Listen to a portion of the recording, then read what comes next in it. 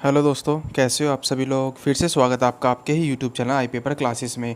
और दोस्तों, जैसे कि आप सभी लोग जानते हैं कि मैं आपके लिए दोस्तों डेली प्रैक्टिस सेट करा रहा हूं आपके 120 क्वेश्चन, जिसमें मैं आपको पूरे कराता हूं दोस्तों। तो आज मैं दोस्तों आपके लिए लेके आया हूँ प्रैक्टिस सेट 2, क्योंकि मेरा जो दोस्तों अब मैंने आपके लिए दोस्तों जो कल प्रैक्टिस सेट प्रोवाइड कराया था उस पर काफ़ी अच्छे मतलब कमेंट्स आए थे, जिसमें ये कह रहे थे कि सर इस प्रैक्टिस सेट को डेली कर देना, मतलब कंटिन्यूअस कर देना दोस्तों।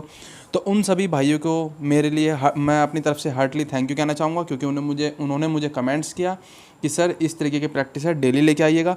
तो मैं दोस्तों आपके ही डिमांड पर दोस्तों ये जो प्रैक्टिस सेट हैं मैं इनको प्रोवाइड कराने की पूरी कोशिश कर रहा हूं दोस्तों। तो आज मैं आपके लिए लेके आया हूँ दोस्तों कौन सा प्रैक्टिस सेट 2, जिसमें मैं आपको कराऊंगा दोस्तों 120 क्वेश्चन। कितने दोस्तों? 120 क्वेश्चन। कौन सी पोस्ट के लिए? Junior executive and executive OP and BD वाली दोस्तों पोस्ट है। क्योंकि ध्यान से सुन लेना, आप कमेंट में कह रहे थे कि सर किसके लिए पेपर हो रहा है ये। तो ये दोस्तों नॉन टेक्निकल पोस्ट है, DFCCL के एग्ज़ाम की junior executive and executive OP and BD वाली पोस्ट है। उसमें दोस्तों हम करा रहे हैं आपको 120 क्वेश्चन का प्रैक्टिस सेट। ठीक है, ये कंप्लीट है। और इसमें दोस्तों कुछ स्टूडेंट्स ऐसे थे कि वो कह रहे थे कि रीजनिंग के क्वेश्चन ज़्यादा हैं या कम हैं दोस्तों। तो आपको बस केवल प्रैक्टिस सेट करो ना, आप ये मत देखो कि कितने आने हैं कितने नहीं आने हैं। मेरी समझ में तो ये नहीं आता है कि पता नहीं, कभी तो कहते हैं कि सर आप ज़्यादा क्वेश्चन लेके आइए, कभी कहते हैं कि कम क्वेश्चन लेके आइए। अब समझ से बाहर हो जाता है, ये मैटर समझ में नहीं आता आपका। ठीक है ना, थोड़ा सा मैनेज करिए दोस्तों। ठीक है ना, क्या कह रहा हूँ, थोड़ा सा मैनेज करिए।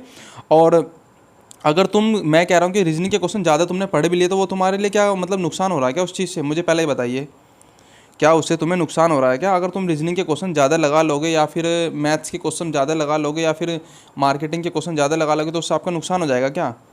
नहीं होने का ना, उससे तो आपकी और प्रैक्टिस ज़्यादा होगी ना। इसलिए कह रहा हूँ दोस्तों कि कोई भी चीज़ आपको मिले दोस्तों, उसको जो है ना थोड़ा सा है ना एकदम फुली डेडिकेट होकर साथ में, फुली डेडिकेशन के साथ में करिए। तो टाइम वेस्ट ना करते हुए दोस्तों चलते हैं अपने सेट की ओर। सेट को हम स्टार्ट करते हैं, क्योंकि टाइम थोड़ा सा ज़्यादा लग जाता है, आप पता ही आपको। और जो भी जिस तरीके की प्रॉब्लम हो, चाहे फिर वो मतलब मैथ्स के सम से हो या फिर किसी भी जीके के सम से हो, तो वो मुझसे कमेंट बॉक्स में कमेंट कर देना। मैं उसको टेलीग्राम पे उसका क्या दोस्तों PDF प्रोवाइड करा दूंगा, या फिर सॉल्यूशन विद पेपर दे दूंगा। ठीक है दोस्तों। और एक इम्पोर्टेंट और सूचना है आपके लिए दोस्तों, मैं आपके लिए दोस्तों जीके के क्या कह रहा हूँ, ज़रा ध्यान से सुन लेना दोस्तों। जीके के 50 क्वेश्चन के 1 लीनियर ला रहा हूँ आपके लिए दोस्तों। ये भी आई थिंक हमारा डेली स्टार्ट हो जाएगा। ठीक है ना, क्योंकि ये सारा आपके एग्ज़ाम के ओरिएंटेड किया जा रहा है, क्योंकि आपका एग्ज़ाम नज़दीक है इस वजह से। ठीक है, तो 50 क्वेश्चन डेली के ला रहा हूँ दोस्तों। उसमें आपने ऑलरेडी पढ़ भी चुके हों और नहीं भी पढ़े होंगे, तो दोस्तों ये रिवीजन सीरीज़ है 50 क्वेश्चन की। कितने क्वेश्चन की? 50 क्वेश्चन की रिवीजन सीरीज़ है, वो भी तैयार है ना दोस्तों। और साथ में दोस्तों सिविल, जो स्टूडेंट्स एग्जीक्यूटिव सिविल या फिर जूनियर सिविल वाली जो सी पोस्ट है दोस्तों, उसके लिए तैयारी कर रहे हैं जनरल नॉलेज की, वो भी मैं आपको डेली प्रोवाइड करा रहा हूँ दोस्तों। ठीक है ना, उसका टाइम मैं आपको दोस्तों आप इस तरीके नोटिफिकेशन में डाल देता हूँ, या फिर कम्युनिटी पोस्ट में डाल देता हूँ, आप समझ भी जाते हो। ठीक है ना, तो ये सारा कुछ दोस्तों हमारे अब इस चैनल से आपको प्रोवाइड कराया जा रहा है। तो जो भी भाई नया है वो चैनल को सब्सक्राइब कर ले। और चलते दोस्तों सेट की ओर। जैसे कि आप देख पा रहे हो अपनी स्क्रीन पर, सबसे पहला क्वेश्चन है सत्यमेव जयते। दोस्तों ये जो क्वेश्चन है ना, सत्यमेव जयते महाकाव्य कहाँ से उद्गृत है, ये क्वेश्चन आपके हर एग्जाम में आने वाला क्वेश्चन है दोस्तों। आपने देखो ना टॉप 10 ऐसे क्वेश्चन जो हर एग्जाम में आते हैं, तो उसमें दोस्तों ये वाला क्वेश्चन जो आपका है, सत्यमेव जयते महाकाव्य कहाँ से उद्धृत है। तो ये दोस्तों हमारा है क्या, टाइटल है गवर्नमेंट्स का।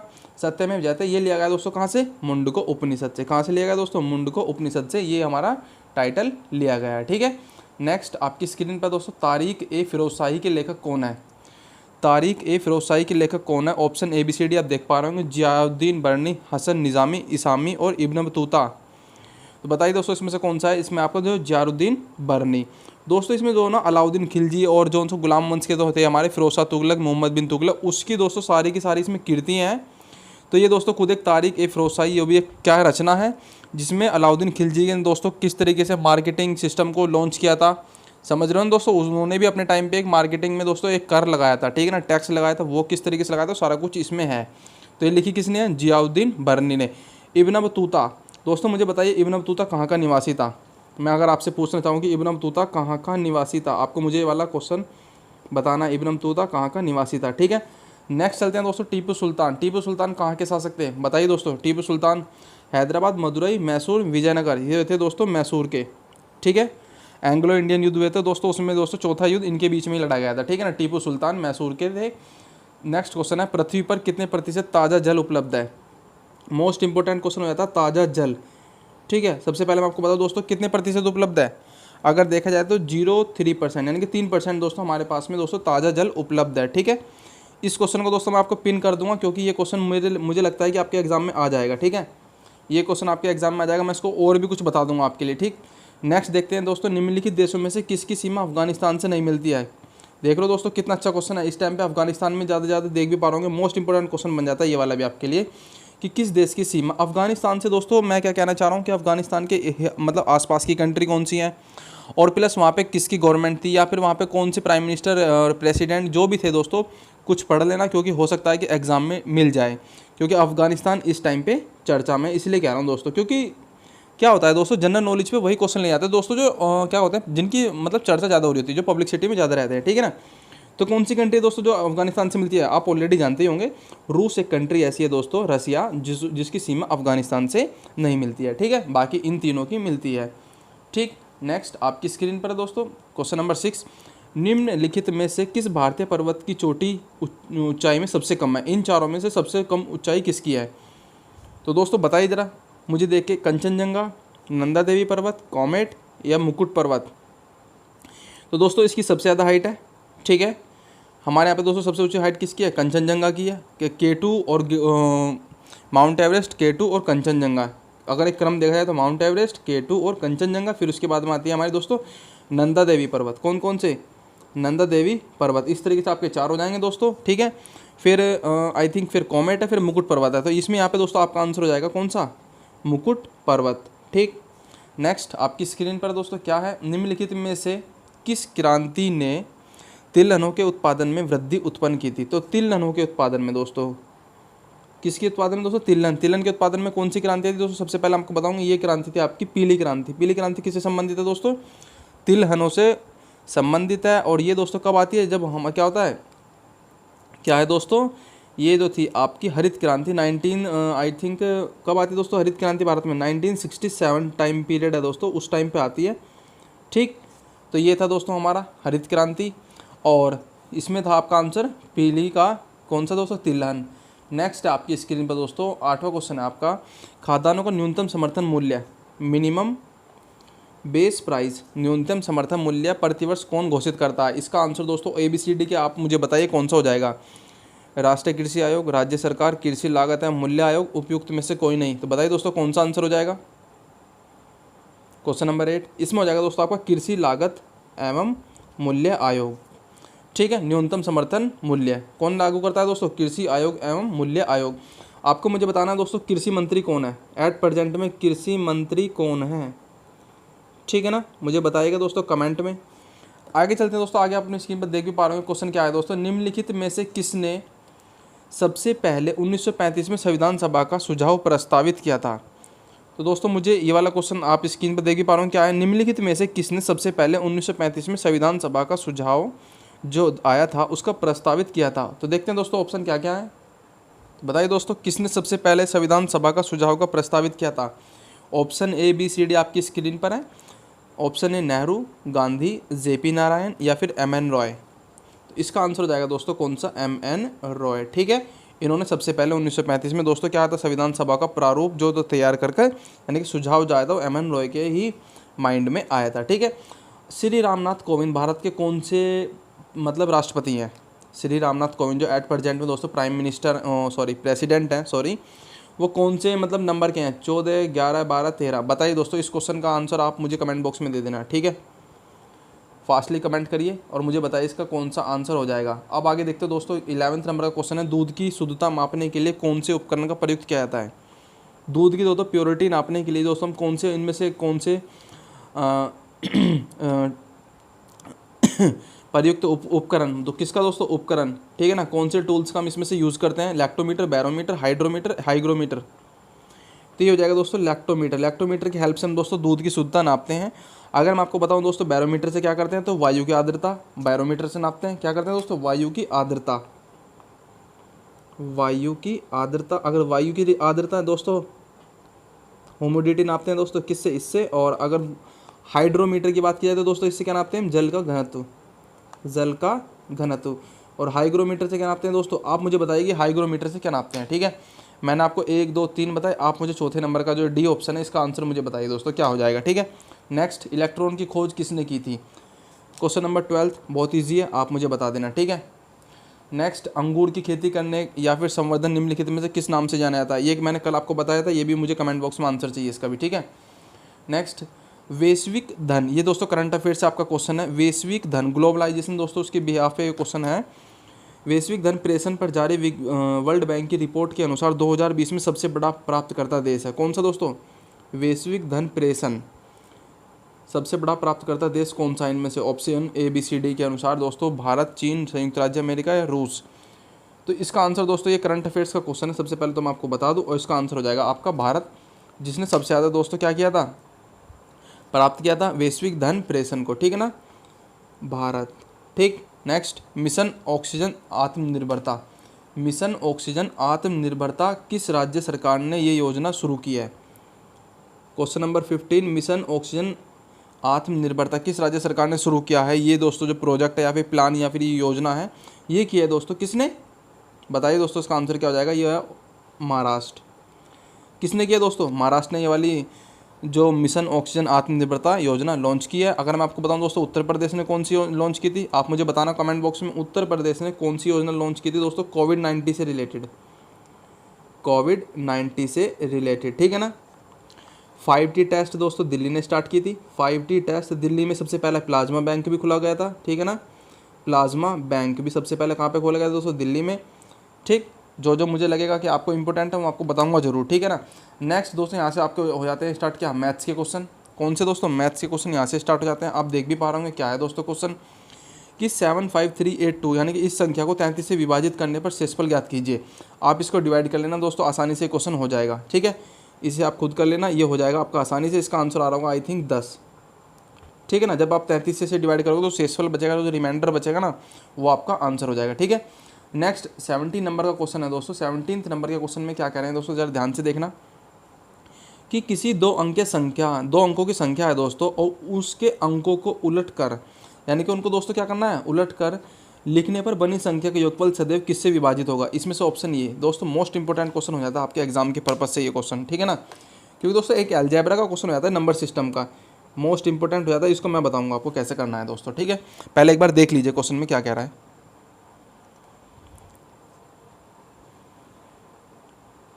ठीक है दोस्तों। इस क्वेश्चन को करने के लिए चलो मैं यहीं पे कोशिश करता हूँ, यहीं पे कराने की। क्या होता है दोस्तों, अगर इस तरीके दो अंकों की संख्या, एक मान ली मैंने दोस्तों, एक होता है इकाई का अंक, एक होता है दोस्तों दहाई का अंक, ठीक है ना। इकाई का अंक x और दहाई का अंक 10y मान लेते हैं, ठीक है ना, माना। तो एक संख्या बनेगी x प्लस 10y, ठीक है, एक संख्या तो ये बन गई। आज हम इसको पलट कर लिखेंगे दोस्तों, वो क्या बनेगी? तो ये क्या हो जाएगा? तो 10x प्लस y, क्योंकि पलट के लिखना है ना, ठीक है। तो उन दोनों का योगफल सदैव किससे विभाजित होगा? तो कुल मिलाकर कहने का मतलब ये समीकरण एक और दो को मैं जोड़ दूं तो क्या हो जाएगा दोस्तों? x और x 10 और x 11x प्लस y और y 11y, ठीक है ना, समझ रहे हो ना। इस तरीके को ये क्वेश्चन तैयार करो तो 11x प्लस y हो गया दोस्तों। अगर मैं कॉमन ले लूँ तो ये दोस्तों इसमें से कौन सा ऑप्शन है जो इसमें हमारा 11 है? तो ये आपका ऑप्शन नंबर डी, ये 11 से विभाजित हो जाएगी, ठीक है ना, ये 11 से विभाजित हो जाएगी। देख लेना, आप अपनी स्क्रीन पर देख भी पा रहे हो किस तरीके से इसको करना है, ठीक है ना। इतना तो आप जानते हो ना। अब ये तो है ना कि मैं आपको बेसिक बताऊंगा, बिल्कुल 0 से लेकर चलूँगा। अगर चाहिए 0 से चाहिए तो मैं कराऊंगा, ऐसी बात नहीं, मना नहीं कर रहा हूँ। कमेंट कर देना मुझे कि क्वेश्चन नंबर 17 का सर मुझे डीपली आंसर बता दीजिए, तो मैं उसको आपको क्या कॉपी पेन पे लेके बाकायदा एक पेपर पे सोल्व करा दूंगा, ठीक है। क्वेश्चन नंबर 17 आपका हो गया दोस्तों। इसका आंसर हो जाएगा डी, क्या है दोस्तों? 11 से, ठीक है ना। ये x माना इकाई का अंक, इसे कहते हैं दोस्तों यूनिट प्लेस, ये होता है टेंस प्लेस, ठीक है ना। जब मैंने इनको चेंज करूँगा तो इस तरीके से बन के आगे एक संख्या ये, फिर दूसरी संख्या ये आ जाएगी। ये आएगी दोस्तों पलटने पर, इसको अपोजिट में लिखने पर, ठीक है। आगे चलते हैं दोस्तों, नेक्स्ट क्वेश्चन 18 क्वेश्चन चलते हैं। 18 नंबर का क्वेश्चन है दोस्तों, थोड़ा सा लेंथी है पर देखते हैं, कोई बात नहीं, बहुत ईजी है। ज़रा ध्यान से देखना क्या कह रहे हैं इसमें। एक ऑटो रिक्शा द्वारा यात्रा करने पर एक स्थिर दर समेत प्रति किलोमीटर की एक परिवर्ती रकम चुकानी पड़ती है, ठीक है ना। पर किलोमीटर के हिसाब से दोस्तों क्या होता है, एक सर्कल वाइज उनको क्या देने पड़ता है दोस्तों, एक रकम देनी पड़ रही है, यानी कि कुछ भी। तो यदि 15 किलोमीटर की यात्रा करने पर उसे कुल 135 रुपये लगे, क्या दोस्तों, अगर वो 15 किलोमीटर की यात्रा करता है तो उसके 135 रुपये लगते हैं। और यदि वो 25 किलोमीटर की यात्रा करने के लिए 215 रुपये देता है, तो 35 किलोमीटर की यात्रा करने के लिए कितने रुपये देने पड़ेंगे इस ऑप्शन के हिसाब से।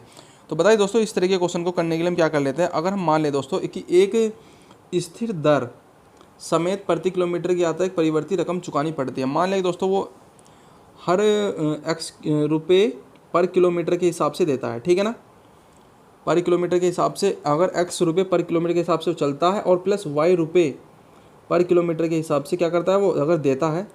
इस तरीके से दोस्तों अगर हमसे इन क्वेश्चन को दोस्तों हम इक्वेशन से करते हैं, क्या दोस्तों, समीकरण बनाकर करते हैं, ठीक है। कैसे करेंगे दोस्तों, जरा देखना कि अगर वो एक्स फर्स्ट टाइम चला दोस्तों, ध्यान दिए जा ध्यान दीजिए जरा, क्या एक्स प्लस 15 किलोमीटर चला दोस्तों वो, तो उसे कुल कितने रुपए देने पड़े, सबसे पहले 135 रुपये देने पड़े, ठीक है। देखिएगा, अगर वो एक्स रुपये के हिसाब से 15 किलोमीटर चलता है तो वो कितने रुपए देता है, 135। अगर वो नेक्स्ट टाइम पे क्या होता है दोस्तों, अगर एक तो हो गया हमारे समीकरण एक ये, अगर नेक्स्ट टाइम वो चलता है दोस्तों एक्स रुपये के हिसाब से, और कितना चलता है अब की बार चलता है दोस्तों 25 किलोमीटर, कितना, 25 किलोमीटर। अगर 25 किलोमीटर चलता है तो उसे कितने रुपए देने पड़ते हैं अब की बार उसे देने पड़ते हैं दोस्तों 215। दोस्तों थोड़ा सा इंटरफेस तो ऐसे आपको मैनेज करना ही पड़ेगा, ठीक है ना। तो ये हो गया दोस्तों हमारी इक्वेशन बन के तैयार। अब हमें दोस्तों क्या करना है, ये वाई मान लेता, सॉरी ये वाई तो था ही ना, वाई रुपये पर किलोमीटर के हिसाब से, ठीक। तो हम दोस्तों इनको इक्वेशन को सॉल्व कर लेते हैं, यहाँ से हम वाई की वैल्यू निकाल लेते हैं। तो अगर मैं इसको इसमें से घटाऊंगा दोस्तों, इन साइन चेंज हो जाते हैं, ठीक है। तो ये मतलब खत्म हो जाएगा, और 25 में से 15 का कितना बचेगा, माइनस के 10 वाई इज इक्वल टू, अगर मैं इसको इसमें से घटाऊंगा तो कितना हो जाएगा दोस्तों, 0.8, ठीक है। माइनस के 18 आ जाएगा, तो कुल मिलाकर दोस्तों वाई की वैल्यू आ जाएगी आपकी 8, ठीक है ना। वाई की वैल्यू 8 आ गई।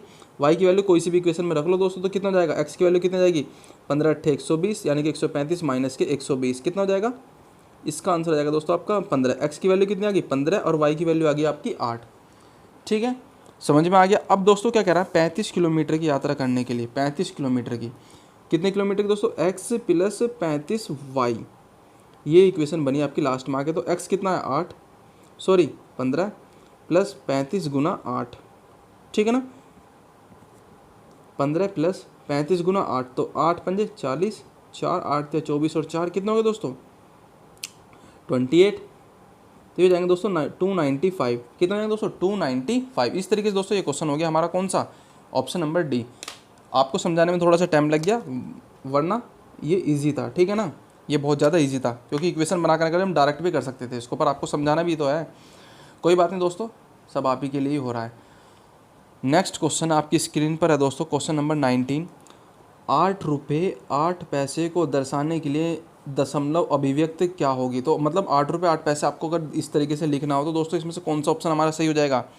तो क्वेश्चन नंबर 19 आपके लिए, आप बताइए मुझे, बहुत ईजी क्वेश्चन है दोस्तों। ज़रूरी नहीं कि मैथ्स में बहुत हार्ड से हार्ड क्वेश्चन आएंगे, याद रहे मैथ्स में इस तरीके के क्वेश्चन आएंगे जो आपको माइंड को क्या करते हैं दोस्तों, चलाएं, आपके दिमाग को दोस्तों क्या करें, वो इम्प्रूव करें, ठीक है ना। वो आपकी क्या चेक करना चाह रहे हैं, वो आपके ये नहीं चेक करना चाह रहे कि आप कितने बड़े विद्वान हो, क्या करो जरा ध्यान से सुन लेना, वो आपको ये नहीं चेक कर रहे कि आप कितने बड़े विद्वान हो, वो आपको देखना चाह रहे हैं कि आप 2 घंटे में 120 क्वेश्चन को कंप्लीट कर भी पा रहे हैं नहीं कर पा रहे हैं, बस वो ये चेक करना चाह रहे हैं, ठीक है ना। वो आपसे ये नहीं कह रहे कि आप हमारे पास में आइए और हम आपको 50 क्वेश्चन देंगे डेली वो करने आपको बैठ के, नहीं, बस वो आपकी क्या चेक कर रहे हैं दोस्तों, मेंटलिटी चेक कर रहे हैं, ठीक है। नेक्स्ट क्वेश्चन आपका 20 नंबर का क्वेश्चन है दोस्तों। 20 नंबर में क्या कह रहा है, ध्यान से देखिएगा।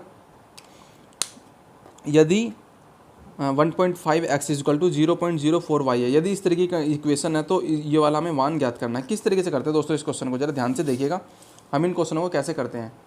देखिए 1.5 इजकल टू 0.04 है, तो एक्स इधर लेकर जाऊँगा दोस्तों, वाई नीचे, इधर 0.04 है ना, अपॉन में क्या जाएगा 1.5, ठीक है।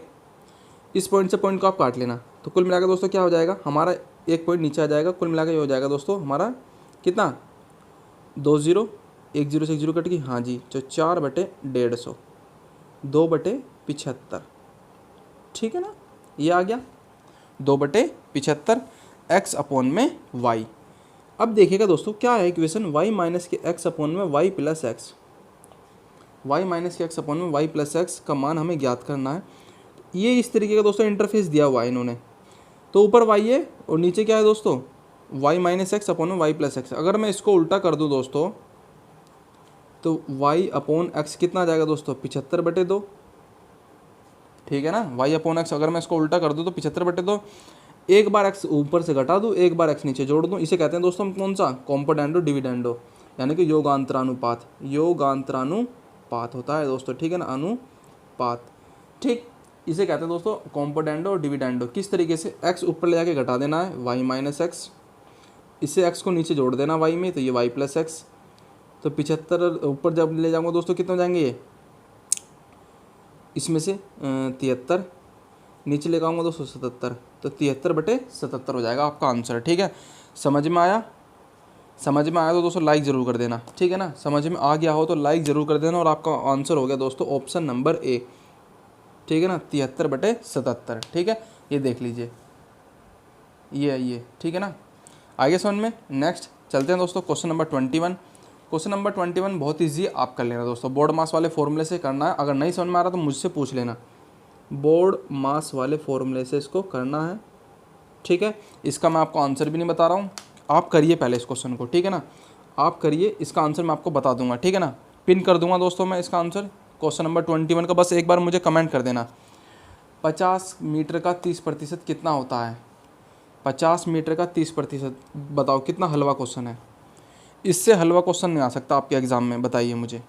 अगर आपके एग्ज़ाम में, क्योंकि दोस्तों 5 से 7 क्वेश्चन तो आपके ऐसे आएंगे कि अच्छे, क्या कहते हैं दोस्तों, बहुत अच्छे लेवल के आएंगे, जिनकी अच्छी तैयारी होगी वो उनको क्रैक कर लेगा, ठीक है ना। क्योंकि दोस्तों ऐसा नहीं होता कि हर एग्ज़ाम में इजी क्वेश्चन आएंगे, हर एग्ज़ाम में मॉडरेट क्वेश्चन आएंगे, नहीं। वो जब दोस्तों जो सेट तैयार होता है ना, तो उसमें दोस्तों क्या होता है कि 5 से 7 क्वेश्चन तो ऐसे होते हैं तो बहुत ज़्यादा टिपिकल डाले जाते हैं, आपने कभी पढ़े ही नहीं होंगे, ठीक है ना। ये दोस्तों एक प्रोसेस होता है किसी भी सेट का, ठीक है ना। तो इस तरीके दोस्तों क्वेश्चन होते हैं, बहुत ईजी से ईजी भी होंगे और बहुत हार्ड से हार्ड भी होंगे। तो बस वही है दोस्तों, जिसकी अच्छी तैयारी होगी वो उसको क्रैक कर पाएगा, ठीक है ना। मैं बार बार कह रहा हूँ दोस्तों, अपनी तैयारी को दोस्तों, अगर आप 5 घंटे दे रहे हो तो 2 घंटे और ऐड कर लो, अगर 10 दे रहे हो तो 2 घंटे और ऐड कर लो, ठीक है ना। उसमें अपना रिवीजन करो, जो आपने पढ़ चुके हो वो सारा का सारा कुछ रिवीजन करने की पूरी कोशिश करो, ठीक है ना। और किसी भी तरीके की अगर कोई भी कुछ भी डाउट है तो वो मुझे क्या दोस्तों टेलीग्राम पर आइए, टेलीग्राम पर दोस्तों कमेंट कर देना, मैं उसका सॉल्यूशन, अगर नहीं लगा दोस्तों आप मुझे पर्सनली करोगे वो तो चलो, मैं ये नहीं कह रहा कि आप कर सकते हो, बट मैं एक बात कहना चाह रहा हूँ कि अगर मैं ही हूँ या फिर जो आप जैसे भाई हैं दोस्तों, अगर हम 4-5 जने मिलके अगर एक बंदे की भी प्रॉब्लम को सोल्व कर देना है ना दोस्तों, तो वो आपके लिए बहुत बेटर होगा, ठीक है ना, वो आपके लिए बहुत बेटर होगा। तो इसलिए टेलीग्राम पर आइए, टेलीग्राम पर कमेंट करिए मुझे, कोई भी प्रॉब्लम होगी, ठीक है ना, वो आपकी सुनी जाएगी और बाकायदा आपको सॉल्यूशन बताया जाएगा, ठीक है। क्वेश्चन नंबर 23 क्या कह रहे हैं इसमें, कॉफ़ी की कीमत 15% बढ़ने पर उसकी बिक्री 15% कम हो गई, आय पर इसका कुल प्रभाव क्या पड़ेगा। दोस्तों अगर इस तरीके का क्वेश्चन आए कि कुछ बढ़ गया फिर कुछ घट गया, ध्यान से सुन लेना क्या कह रहा हूँ दोस्तों क्वेश्चन नंबर 23 में, कि 15% बढ़ने पर और 15% घटने पर आय पर कुल प्रभाव क्या पड़ेगा। अगर इस तरीके का दोस्तों क्वेश्चन आता है तो ये हो जाता है आपके लिए मोस्ट इंपॉर्टेंट, क्योंकि ऐसे क्वेश्चन आपके हर एग्जाम में आते ही हैं। क्वेश्चन नंबर 23 तो हम किस तरीके से करेंगे दोस्तों, जरा देखना। कॉफ़ी का दोस्तों प्राइस था, क्या था दोस्तों, कॉफ़ी का प्राइस था, उसमें 15% की तो वृद्धि हो गई और 15% की कमी हो गई, तो कॉफ़ी के प्राइस पर क्या इफेक्ट पड़ेगा। तो यही तो दोस्तों क्वेश्चन है, इसको हम किस तरीके से करते हैं। तो मैं इसको आपको दोस्तों एक फॉर्मूला बता दे रहा हूँ, ध्यान से देख लेना। एक्स ये होता है दोस्तों plus minus k x plus minus के वाई, ठीक है, x plus minus k x plus minus के वाई, यहाँ पे दोस्तों होता है हमारा इस तरीके से, और plus minus k x into Y upon में 100, ठीक है। ये हो गया हमारा दोस्तों क्वेश्चन, इसका ये ट्रिक है इस क्वेश्चन को करने की, इसकी हेल्प से आप कर सकते हैं। जो दोस्तों ऑप्शन साइन दिया वो लगाइए, प्लस दिया तो प्लस लगाइए शुरू में 15%, यहाँ पे अगर माइनस है दूसरे वाले तो माइनस लगाइए, और यहाँ पे दोस्तों होता है मल्टीपल के बिहाफ पे, किसके बिहाफ पे, मल्टीप्लाई के बिहाफ पे, तो प्लस माइनस माइनस 15 गुना 15/100, ठीक है। यहाँ पे दोस्तों होता है मल्टीपल के बिहाफ पे, अगर दोनों प्लस प्लस है तो प्लस इंटू प्लस प्लस, अगर माइनस माइनस है तो प्लस और प्लस माइनस है तो माइनस, तो 15 से 15 ख़त्म, तो क्या हुआ दोस्तों 15 225 अपॉन में 100, और ये भी माइनस का, ठीक है ना। तो कितना है दोस्तों माइनस के 2.25, माइनस के 2.25% की क्या हो रही है, कमी हो रही है, सॉरी दोस्तों माइनस के 2.20 इस तरीके से कर लेंगे ना, ठीक है ना। माइनस के 225 आ गया था अपॉन में 100 से यहाँ पे 0 आ जाएगी, मतलब सॉरी पॉइंट आ जाएगा, तो ये जाएगी दोस्तों कमी। तो कितने परसेंट की कमी हो रही है, माइनस के 2.25% की कमी हो रही है। ये दोस्तों एक इसकी ट्रिक होती है। समझ में आ गया हो तो लाइक ज़रूर कर देना, अगर नहीं आया तो कमेंट कर देना, समझा दूंगा फिर दोबारा, ठीक है ना। अच्छे तरीके से टेलीग्राम पे आके या फिर दोबारा से टेलीग्राम पे दोस्तों इसका सॉल्यूशन प्रोवाइड करा दूँगा किस तरीके से होता है, ठीक है। देख लो दोस्तों इसका कितना आ गया, -2.25%। ऑप्शन में देखते हैं कौन सा है। ऑप्शन में आपका है ये ABCD, सी है दोस्तों। कौन सा है, ऑप्शन नंबर सी, ठीक है। समझ में आ गया। नेक्स्ट चलते हैं दोस्तों, क्या है क्वेश्चन। नेक्स्ट क्वेश्चन आप देख पा रहे हो अपनी स्क्रीन पर, क्या कह रहे हैं इसमें। जब एक संख्या अल्फ़ा में 20% की वृद्धि होती है और फिर यह 20 कम हो जाती है। एक संख्या है दोस्तों, उसमें क्या हो रहा है, अल्फ़ा, अगर उसमें हम 20% की वृद्धि करते हैं और फिर यह 20 कम हो जाती है तो हमें 160 प्राप्त होता है।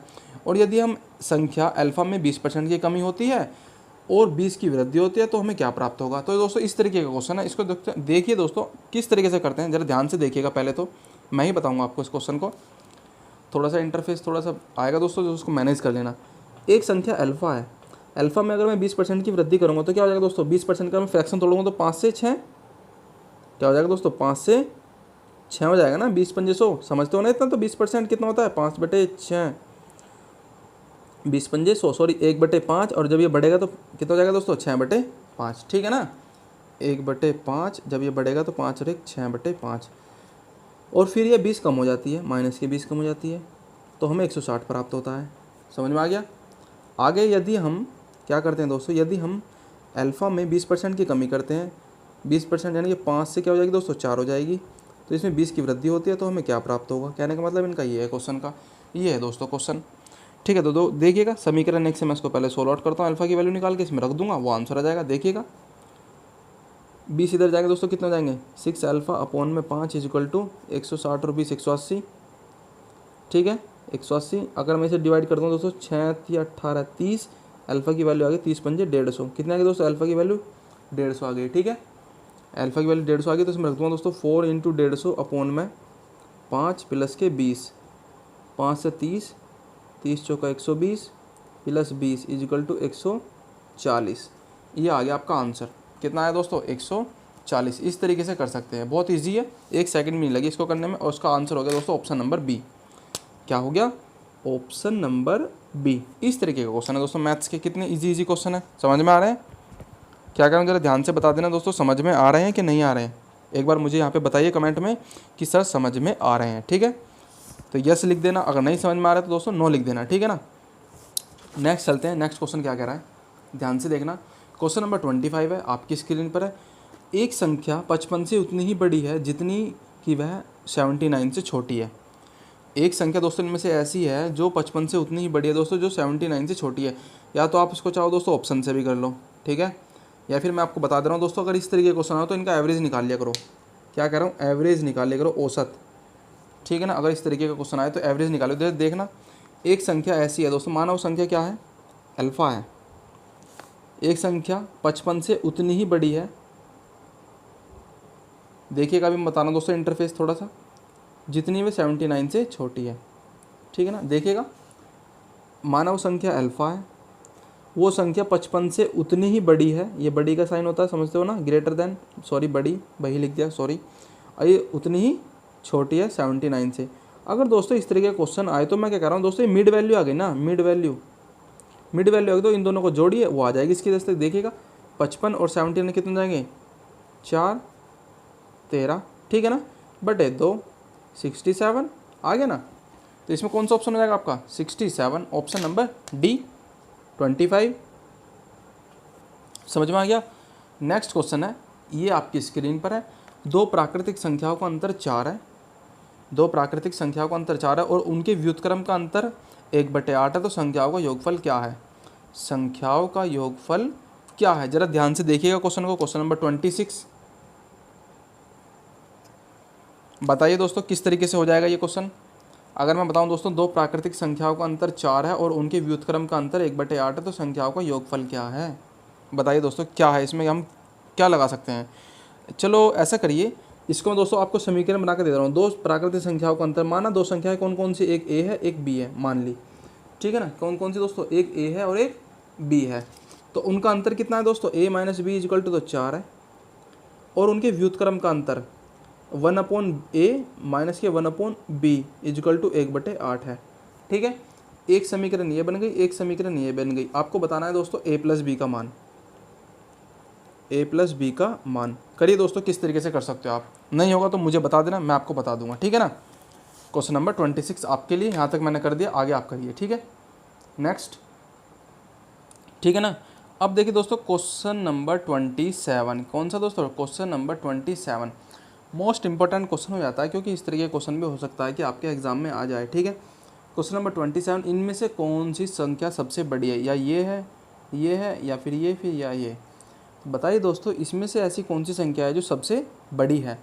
तो इनको क्या करना दोस्तों, आपको स्क्वायर करना है। स्क्वायर करने का मैं कुछ तरीका बताता हूँ आपको, ज़रा ध्यान से देखना। क्या करूँ, ज़रा ध्यान से देखना। एक तो देखिए दोस्तों, सबसे पहला क्या लिखा हुआ है, 3 की घात 2 की घात 2 की घात 2। सबसे पहला लिखा हुआ है दोस्तों 3 की घात 2 की घात 2 की घात 2, कितना, 1 2 3, ठीक है ना। तो इसका क्या हो जाएगा दोस्तों, 2 की घात 2 कितना जाएगा, 3 की घात 2 की घात 4, 2 दूनी 4। फिर इसके क्या हो जाएगा दोस्तों, आगे देखेंगे तो 3 की घात 2 की घात 4 हो गया। अब इसमें अगर करता हूँ दोस्तों 2 की घात 4 कितना मतलब, 2 की घात 4 का मतलब 3 की घात 2 दूनी 4 दूनी 8 दूनी 16, 3 की घात 16। पहले ऑप्शन से तो ये आ गया। इसमें दोस्तों हमें स्क्वायर करना होता है, याद रहे, स्क्वायर, ठीक है। इसका क्या करना होता है दोस्तों, स्क्वायर, पहले ऑप्शन के भी आप पे। नेक्स्ट क्या कह रहा है दोस्तों, सॉरी ये वाला, इसका क्या मतलब है दोस्तों, इसका क्या मतलब है, 2 दूनी 4, 2 दूनी 4, ठीक है ना। 3 की घात 4 4, और इसका दोस्तों स्क्वायर कितना जाएगा, 4 का स्क्वायर 3 की घात 16, ठीक है, 3 की घात 16। एक बार और देख लेते हैं दोस्तों, 2 दूनी 4 का स्क्वायर, हाँ दोस्तों ये हो जाएगा 3 की घात 8। क्या हो जाएगा दोस्तों, 3 की घात 8 हो जाएगा ये वाला, 3 की घात 8, ये हो जाएगा दोस्तों 3 की घात 16, ठीक है। ये कितना, 2 दूनी 4 दूनी 8, 3 की घात 8। और ये तो एक संख्या दी हुई है ये ऑलरेडी, ठीक है ना। समझ में आ गया दोस्तों किस तरीके से, ये 3 की घात 16 है, 3 की घात 8 है, 3 की घात 8 है, और ये तो संख्या है ही है। तो इसमें से सबसे बड़ी कौन सी है, तो आगे आप अपने आप कर लेना, 3 की घात 16 का मान कितना आएगा इसमें से आप देख लेना। वैसे इसका आंसर आई थिंक मेरे हिसाब से 3 की घात 16 वाला ही होना चाहिए, क्योंकि ये वाला होना चाहिए सबसे पहले, ठीक है। ज़रा आप कर लेना। 27 नंबर का क्वेश्चन है, बहुत ईजी है, मैंने आपको बता दें किस तरीके से करना है दोस्तों।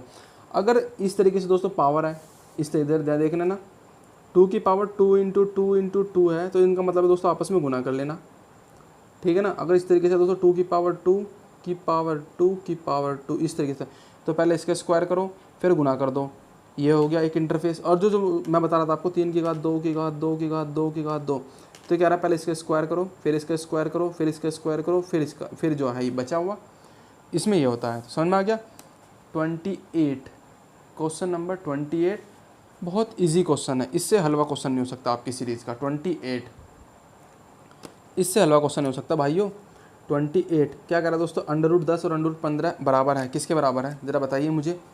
15 धाम 150, 150 √150, कौन सा ऑप्शन है दोस्तों इसमें, 5 का स्क्वायर 25, 6 का 150, ऑप्शन नंबर ए। कौन सा है दोस्तों, ऑप्शन नंबर ए 5√6। आगे जरूरत ही नहीं है देखने की। कैसे करते हैं पता है, पता नहीं, 25 छिक्का 150, टेबल आना बहुत ज़रूरी है। पेयर बन जाएंगे दोस्तों 5√6, क्योंकि पेयर बन जाएगा ना, स्क्वायर है ना ये। स्क्वायर में दोस्तों क्या होता है, पेयर एक बाहर आ जाता है, समझ में आ रहा है। ओहो सॉरी, ये देखिएगा 25 छिक्का 150, पेयर बन जाएंगे, 5 बार आ जाएगा और 6 अंदर बचेगा, तो ये हो गया दोस्तों स्क्वायर, ठीक है।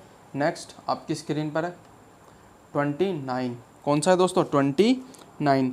इसको किस तरीके से करेंगे, इसको दोस्तों हम क्या करते हैं, अपोजिट चलते हैं, अपोजिट उल्टा चलते हैं, इधर से न चल के इधर से चलते हैं। कैसे करते हैं इधर देखिएगा, 225 किसका अंडर रूट होता है दोस्तों, 15 का। फिर 15 और 154 कितने हो गए दोस्तों, ये हो जाएंगे आपके 15 169, 169 किसका अंडर रूट होता है, 13 का। किसका होता है दोस्तों, 13 का। फिर 13 और मैंने जोड़ूंगा दोस्तों 15,612 को, तो कितना बैठेगा दोस्तों ये 15,612 प्लस 13, तो 2 3 5 2 6 5 1, ठीक है ना, 15,625, 15,625। तो बताइए दोस्तों किसका आंसर हो जाएगा 15,625।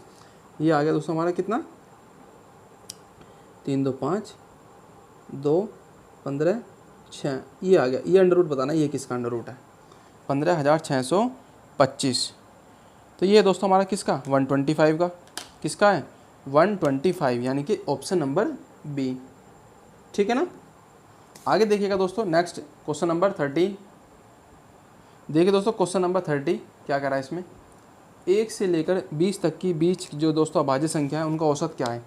1 से लेकर पहले तो 20 तक की सारी संख्या लिखिए, फिर उनका क्या आपको बताना, औसत। औसत निकालने के लिए पदों का योग बताए, पदों की संख्या। क्या, the total numbers of a term will be divide counting of the numbers. ठीक है, 1 से लेके 20 में कितने जाएंगे दोस्तों, कितने जाएंगे मतलब बताइएगा। 1, 3, 5, 7, 11, 13, 15, 16, 17, 19, यही है ना दोस्तों। 1, 3, 5, 7, 11, 13, 17, 19, 1, 2, 3, 4, 5, 6, 7, 8, हाँ यही है। कितने दोस्तों, तो इनका सबका योग बटे कितने आई दोस्तों, इनका सबका योग बटे कितने दोस्तों, 8। अगर मैं देखूँ तो दोस्तों ऑप्शन बी और ऑप्शन सी आपका इसमें आंसर बन रहे हैं। ठीक है ना, अब इनको जोड़ लीजिए, इनको जोड़ोगे तो आप कितना बैठेगा दोस्तों, देखिएगा 16, 19, 20, 27, 32 और 35 एक 36। ठीक है, 1, 37, 3, 4, 5, 6, 7। ठीक है, तो ये कितना होगा दोस्तों, 72, 5, 77। ठीक है, ऑप्शन नंबर बी कितना हो गया दोस्तों, ऑप्शन नंबर बी आपका इसका आंसर हो गया। किस तरीके से क्या, वो भी मैंने आपको बता दिया। ठीक है ना, वो भी मैंने आपको बता दिया है किस तरीके से मैंने इसको किया है। तो यहाँ दोस्तों यहाँ तक हो जाते हैं हमारे मैथ्स के क्वेश्चन को आई थिंक कंप्लीट। अब चलते हैं दोस्तों, थोड़े से कर लेते हैं रीजनिंग के क्वेश्चन। किसके दोस्तों, रीजनिंग के क्वेश्चन फास्टली करते हैं क्योंकि इनमें टाइम नहीं लगना चाहिए। आई थिंक मेरे मायने से इनमें टाइम नहीं लगना चाहिए। देखिएगा दोस्तों क्या है इसमें, उस विकल्प का चयन करो जो निम्नलिखित शब्दों के तर्कसंगत और अर्थपूर्ण यथाक्रम को दर्शाता है। देखिएगा, देश, शहर, ब्रह्मांड, विश्व, महाद्वीप। अगर मैं दोस्तों इसके एक तरीके से चलूँ, बड़े से छोटे के रूप में चलूँ दोस्तों, तो सबसे बड़ा कौन सा होता है दोस्तों इसमें हमारा, ब्रह्मांड। क्या इसमें स्टार्टिंग में ब्रह्मांड है, इन ऑप्शनों में ब्रह्मांड है, ज़रा देखना क्या इसमें दोस्तों 3 नंबर से स्टार्टिंग हो रही है, नहीं हो रही है। तो कुल मिलाकर दोस्तों हमें चलना है कौन से में, इसे चलना है छोटे से बड़े में, छोटे से बड़े में। तो सबसे पहले कौन सा जाएगा दोस्तों इसमें, शहर। इसके बाद क्या आएगा दोस्तों, देश। 2, 1, तो कौन सा दोस्तों, option number A, B, D, ये तो खत्म हो गया ना, रिलेट कर दो ऑप्शन को तुरंत ही। देश आ गया दोस्तों, सॉरी शहर आ गया, देश आ गया। अब इसके बाद में क्या आता है दोस्तों हमारा, ये देखिएगा विश्व, ये हाँ इसमें आता है दोस्तों ब्रह्मांड, विश्व और महाद्वीप में बड़ा कौन होता है, ब्रह्मांड, विश्व और महाद्वीप में, इनमें दोस्तों बड़ा है, सॉरी इनमें छोटा कौन सा होता है, ये होता है महाद्वीप, सॉरी महाद्वीप। महाद्वीप के बाद में आपका आएगा फिर दोस्तों विश्व, फिर आएगा आपका ब्रह्मांड। ठीक है ना, 2, 1, 5, 4, 3 कौन सा ऑप्शन है दोस्तों, ये 2, 1, 5, 4, 3 ऑप्शन नंबर ए। तो ये हो जाएगा दोस्तों आपका आंसर 2, 1, 5, 4, 3 ऑप्शन नंबर ए। ठीक है, नेक्स्ट आपकी स्क्रीन पर है क्वेश्चन नंबर 32। बहुत ईजी क्वेश्चन है, ध्यान से देखना पहले, फिर हम इसको करेंगे। PQRST ये 5 व्यक्ति हैं, कोई भी व्यक्ति हैं, इनकी अलग अलग लंबाई है, इनकी हाइट्स जो हैं दोस्तों वो अलग अलग हैं। अब देखिएगा दोस्तों क्या कह रहा है इसमें, R T से लंबा है। जो दोस्तों R है वो T से लंबा है, चलिए, परंतु P से छोटा है। कौन, R, ये लो, कोई बात नहीं, हमने कर लिया, P से छोटा है। S Q से लंबा है परंतु T से छोटा है। S जो है ना Q से तो लंबा है, T से छोटा है। वाओ, ये इंटरफेस तैयार हो गया। तो कुल मिलाकर मुझे दिखाई देगा दोस्तों ये दोनों समीकरण जो बनी है हमारी, जो बन के आई हैं, तो इसमें दोस्तों अगर मैं इसको यहाँ से ऐड कर दूँ तो S × Q, तो ये नहीं हो गया, ये कंप्लीट नहीं हो गया। तो इसमें सबसे लंबा कौन है, तो कौन है दोस्तों, P तो है। सबसे छोटा कौन है, Q है। सबसे बीच में कौन है, T है। हर तरीके के क्वेश्चन बन जाएंगे दोस्तों, बस समझने में दोस्तों फ़र्क होता है, बस और कुछ नहीं होता है। ठीक है ना, 32 का C। नेक्स्ट क्वेश्चन आपकी स्क्रीन पर है दोस्तों, रिलेशन का क्वेश्चन है, ये बहुत अच्छा क्वेश्चन है, ज़रा ध्यान से देखना और उसको करना। महाथीर नजमा के पति हैं, नजमा के बेटे कामरान की पत्नी रेशमा का अशरफ नाम का एक बेटा है। अशरफ की इकलौती बहन ऊर्जा है। महाथीर का ऊर्जा से क्या रिलेशन है, क्या रिलेशन है महाथीर का ऊर्जा से। ठीक है ना, क्वेश्चन नंबर 33, ये क्वेश्चन मैंने आपके लिए दे दिया, आप मुझे बताइए दोस्तों इस क्वेश्चन का आंसर क्या हो जाएगा। ठीक है ना, क्वेश्चन नंबर 33, इसको आंसर आप मुझे कमेंट बॉक्स में कमेंट कर देना। बार बार मैं कहता हूँ दोस्तों, समझ जाइए करो। ठीक है, ठीक है ना दोस्तों। वैसे उस क्वेश्चन का आंसर हो जाएगा आपका ऑप्शन नंबर बी। मैं आपको बता दूं क्या हो जाएगा दोस्तों, ऑप्शन नंबर बी, दादा। ठीक, नेक्स्ट क्वेश्चन है आपका, स्क्रीन पर है आपके ही, ये देखिएगा, इसको हम कराएंगे, क्यों टेंशन ले रहे हो, इसको हम कराएंगे। एम ने एन से कहा, आप मेरी बहू के ससुर की सास के बेटे हैं, तो एन एम से कैसे संबंधित है। हल्का क्वेश्चन हम करेंगे ना, आप हार्ड करो।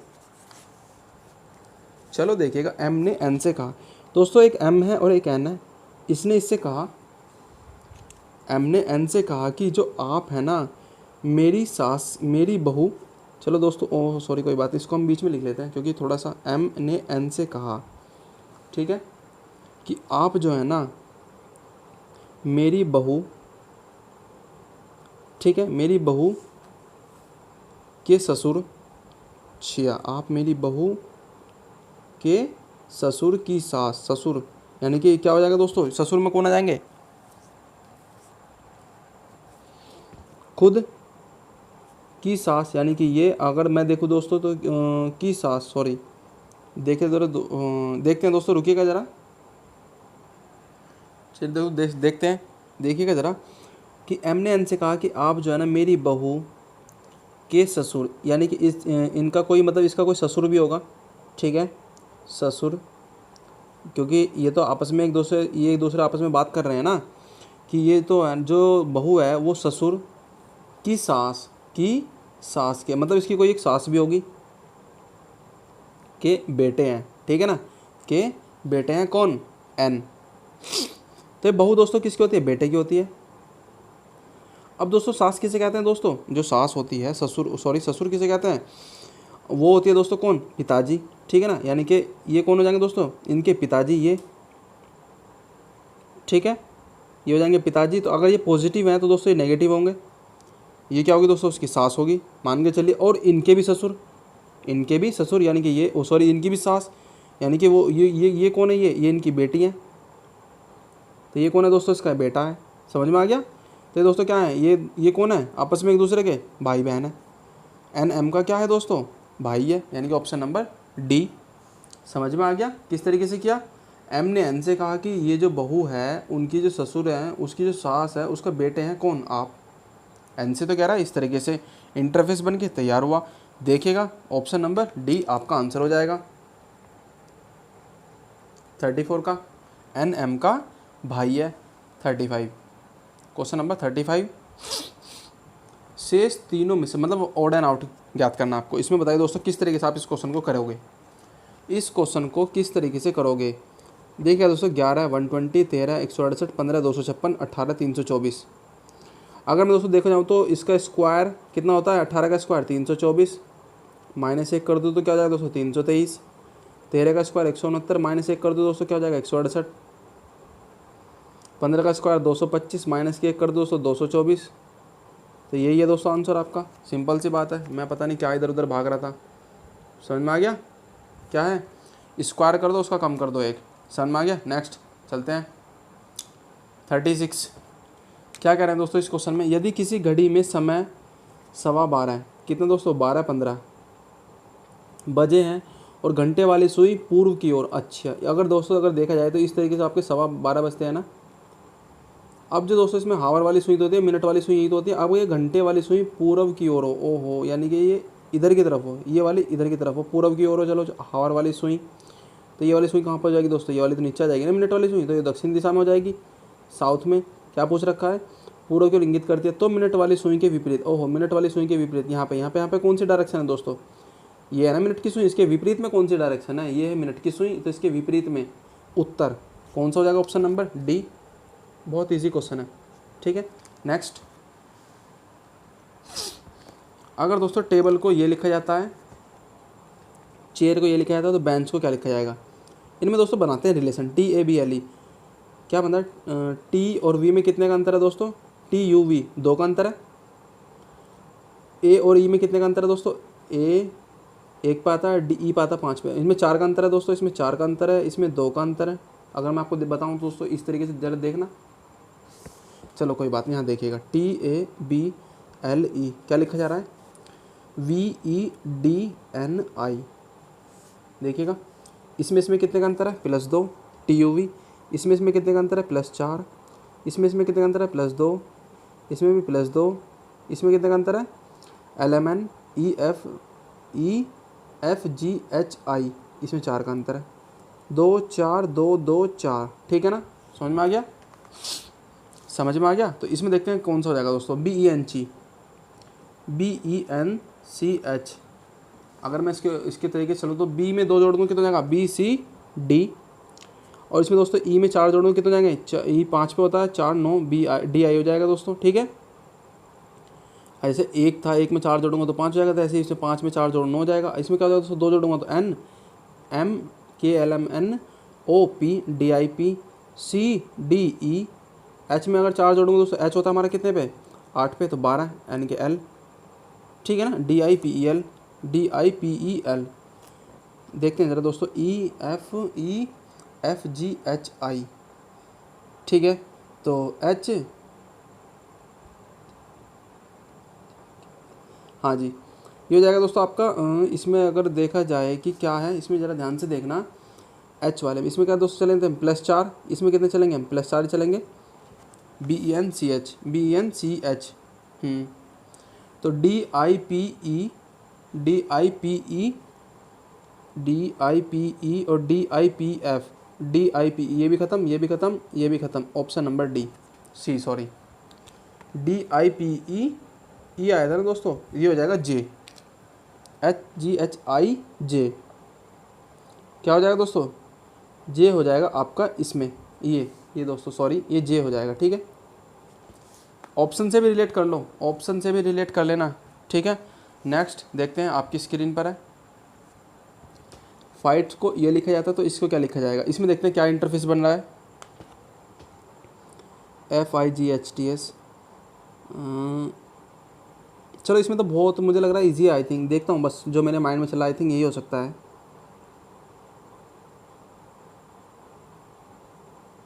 हाँ, EFHIFGGHST, मतलब क्या करना दोस्तों, इसमें से एक एक कम कर देना है, एक एक कम कर दे। इसमें देखते हैं ऑप्शन के हिसाब से, OPHIFG गलत हो गया ये ऑप्शन, OPHIEE ये भी गलत, OPHIDEBCDE, ऑप्शन नंबर C हो गया आपका, आसान सा क्वेश्चन था। नेक्स्ट आपकी स्क्रीन पर है, बताइए दोस्तों इस क्वेश्चन का आंसर क्या होगा। अगर इसको हम ये लिखते हैं तो इसको क्या लिखेंगे, इसको हम ये लिखते हैं तो इसको क्या लिखेंगे, देखते हैं। WEAVE, ये दोस्तों कोडिंग डिकोडिंग कर रहे हैं हम, तो FEZVX कर रहे हैं, तो ये क्या लिखा जाएगा, ज़रा ध्यान से देखिएगा। WEAVE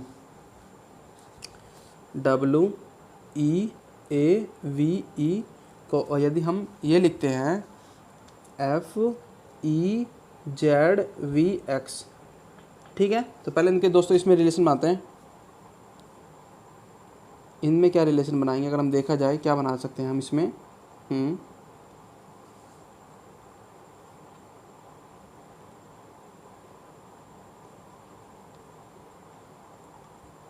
देखिएगा दोस्तों, आई थिंक मुझे लगता है UVWXEF, कुल मिलाकर इसमें भी एक जोड़ दिया और इसमें भी एक जोड़ दिया, ठीक है ना। ये सेम है, ये सेम है, और ये बीच वाला जो है आपका A वाला AZ, इसमें क्या किया इन्होंने, इसमें क्या किया, -1 कर दिया, आई थिंक -1 कर दिया है। तो ये तो हो गया दोस्तों इसमें इंटरफेस तैयार।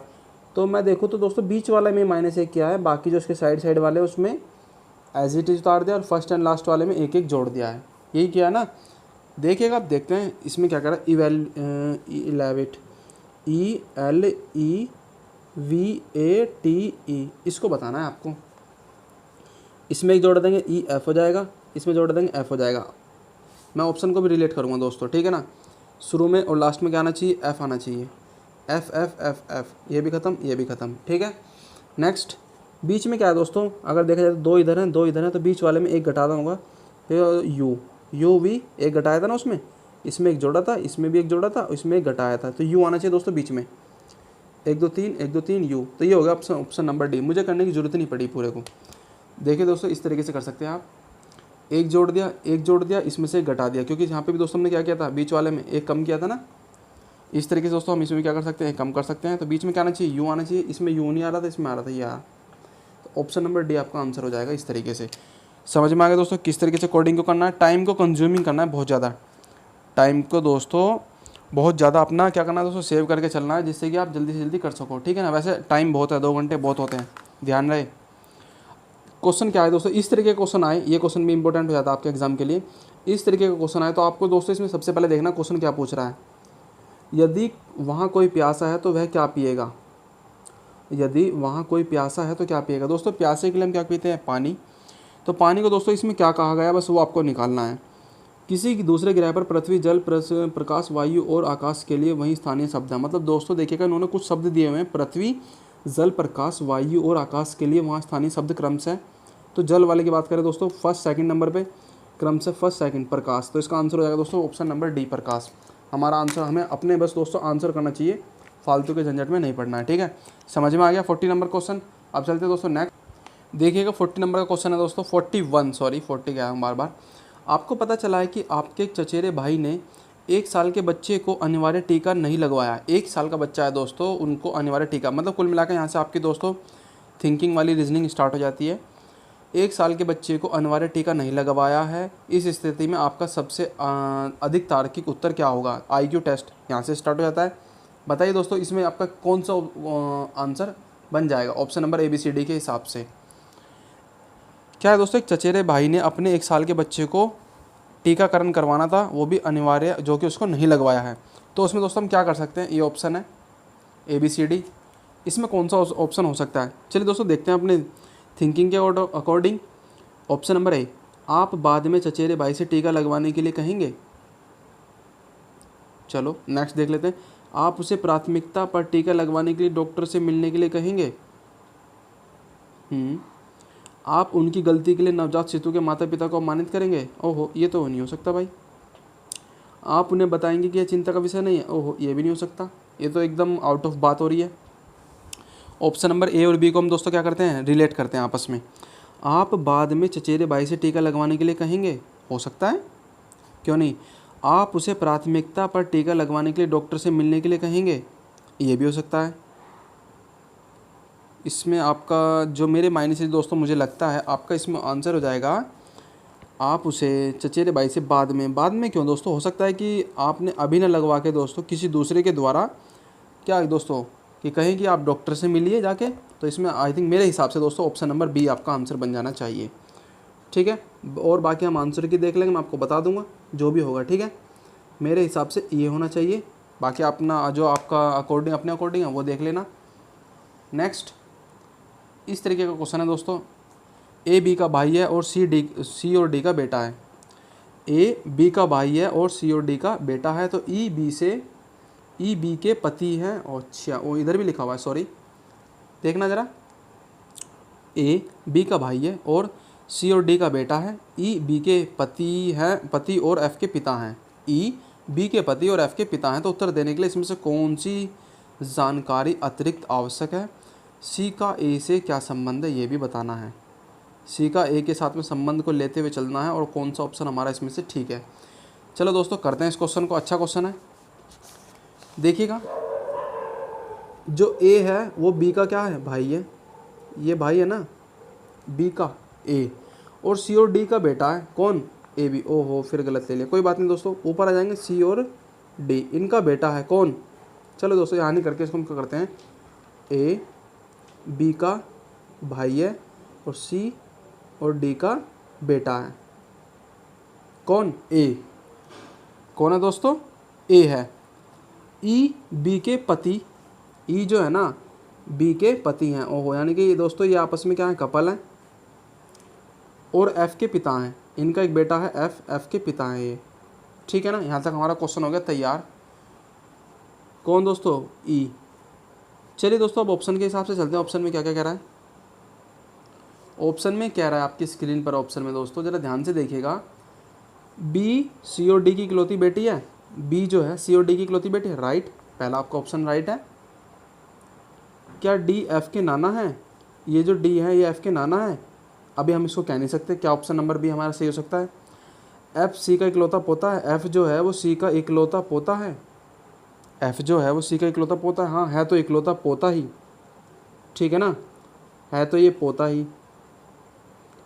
अब C का इकलौता पोता है, ये भी चलो मैं मान लो एक बार, चलिए A C का बेटा है, यानी कि ऑप्शन नंबर ये वाला तो आपका मतलब इसकी अतिरिक्त मतलब ये भी ठीक है, ये भी ठीक है। इन दोनों में रिलेट करते हैं, एफ सी का इकलौता पोता है।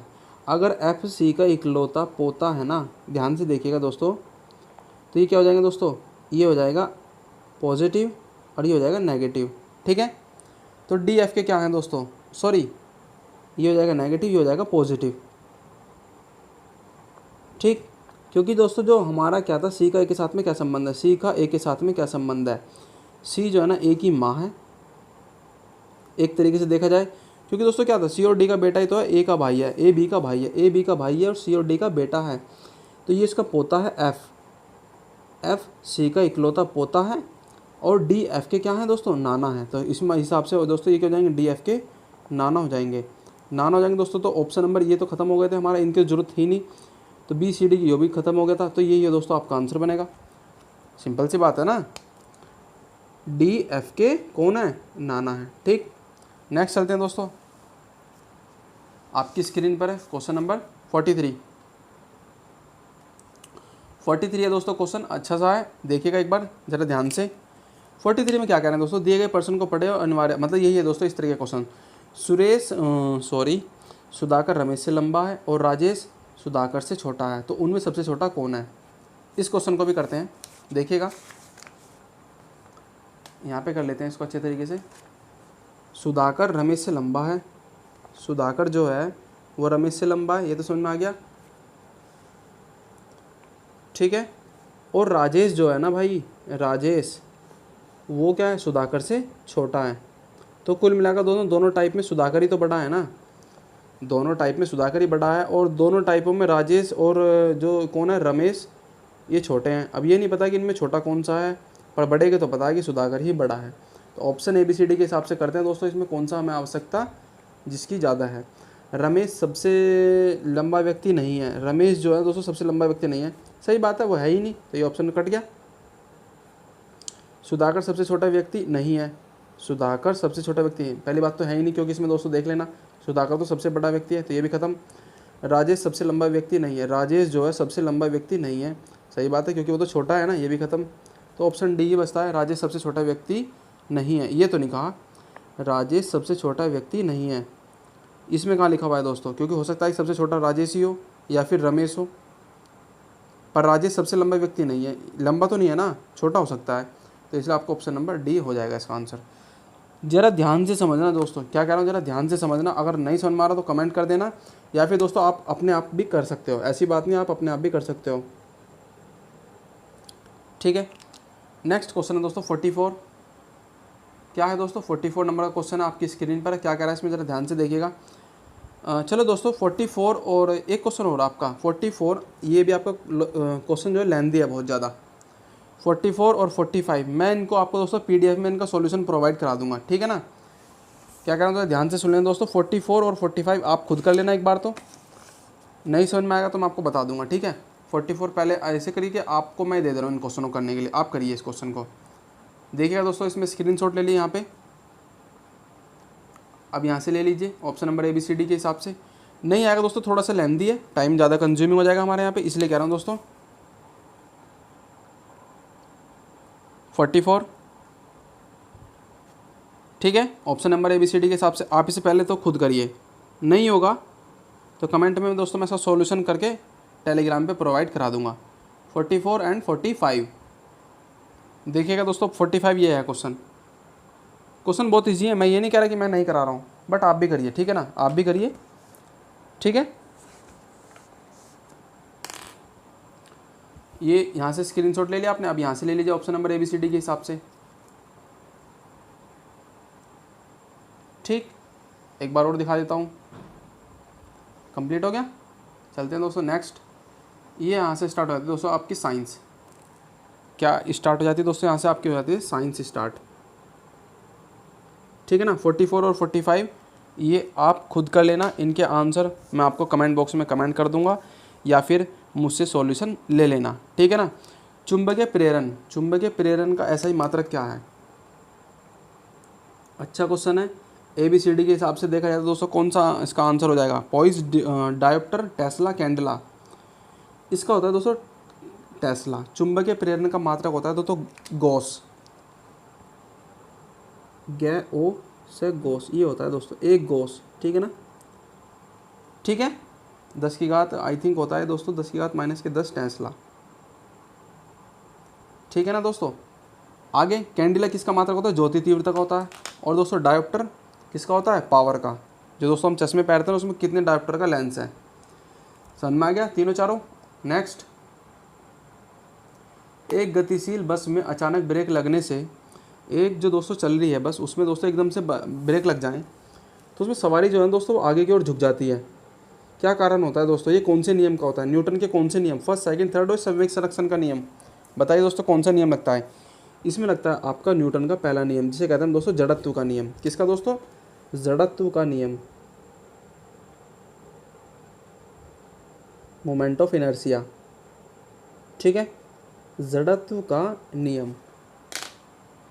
नेक्स्ट आपके लिए 48, किसका तरंग दैर्ध्य सबसे अधिक है। अगर मैं दोस्तों इसमें देखा जाए कि इसमें कौन सा आपका आंसर हो जाएगा, किसकी वेवलेंथ दोस्तों सबसे ज़्यादा है, ब्लू ग्रीन येलो या फिर ऑरेंज, बताइए दोस्तों सबसे ज़्यादा तरंग दैर्ध्य किसकी होती है, रेड रंग की होती है वैसे बताऊं तो आपको, ठीक है ना। रेड तो इसमें है नहीं, तो रेड के पहले कौन आता है, ऑरेंज। कौन आता है दोस्तों, ऑरेंज। तो ऑरेंज की होती है आपकी सबसे ज़्यादा तरंग दैर्ध्य, ठीक है ना। कौन सा दोस्तों, ऑरेंज यानी कि नारंगी। एक फॉर्मूला होता है, सॉरी एक वो आपने पढ़ा होगा आई थिंक 9th और 10th में, विबग्योर। क्या पढ़ा होगा दोस्तों आपने, विबग्योर, VIBGYOR, ठीक है। इसके अपोजिट चलना, ये वेवलेंथ होती है सबसे ज़्यादा, फिर कम, उससे कम, उससे कम, उससे कम, उससे कम, उससे कम, ठीक है ना। आए सुन में। नेक्स्ट 49, हमने यहाँ तक दोस्तों आप समझ लीजिए 50 क्वेश्चन हम करने वाले ही हैं। 49 है दोस्तों, फ़ारेनहाइट स्केल में पानी का क्वथनांक है। ये क्वेश्चन हम किस तरीके से करेंगे मैं आपको बताऊंगा दोस्तों, किस तरीके से करेंगे। फ़ारेनहाइट स्केल होता है दोस्तों, हमारे कितने तरीके के स्केल होते हैं, 3 होते हैं, फ़ारेनहाइट, सेल्सियस और केल्विन। कितने दोस्तों, फ़ारेनहाइट, सेल्सियस और केल्विन, ये हमारे दोस्तों होते हैं क्या, पैमाने, स्केल। तीनों टाइप हो गए। इसमें आपका पानी का क्वथनांक पूछा है। पानी का दोस्तों क्वथनांक, पानी कितने टेम्परेचर पर उबलता है, 100, कितने पे दोस्तों, 100 डिग्री सेंटीग्रेड पे उबलता है। पहली बात तो ये पता होना चाहिए ना। और कितने पे जमता है, 0। और दोस्तों जल का मैक्सिमम घनत्व कितना होता है, 4 डिग्री सेंटीग्रेड पर। आपको सब कुछ बताया था कल की क्लास में, सब कुछ पता होना चाहिए, ठीक है ना।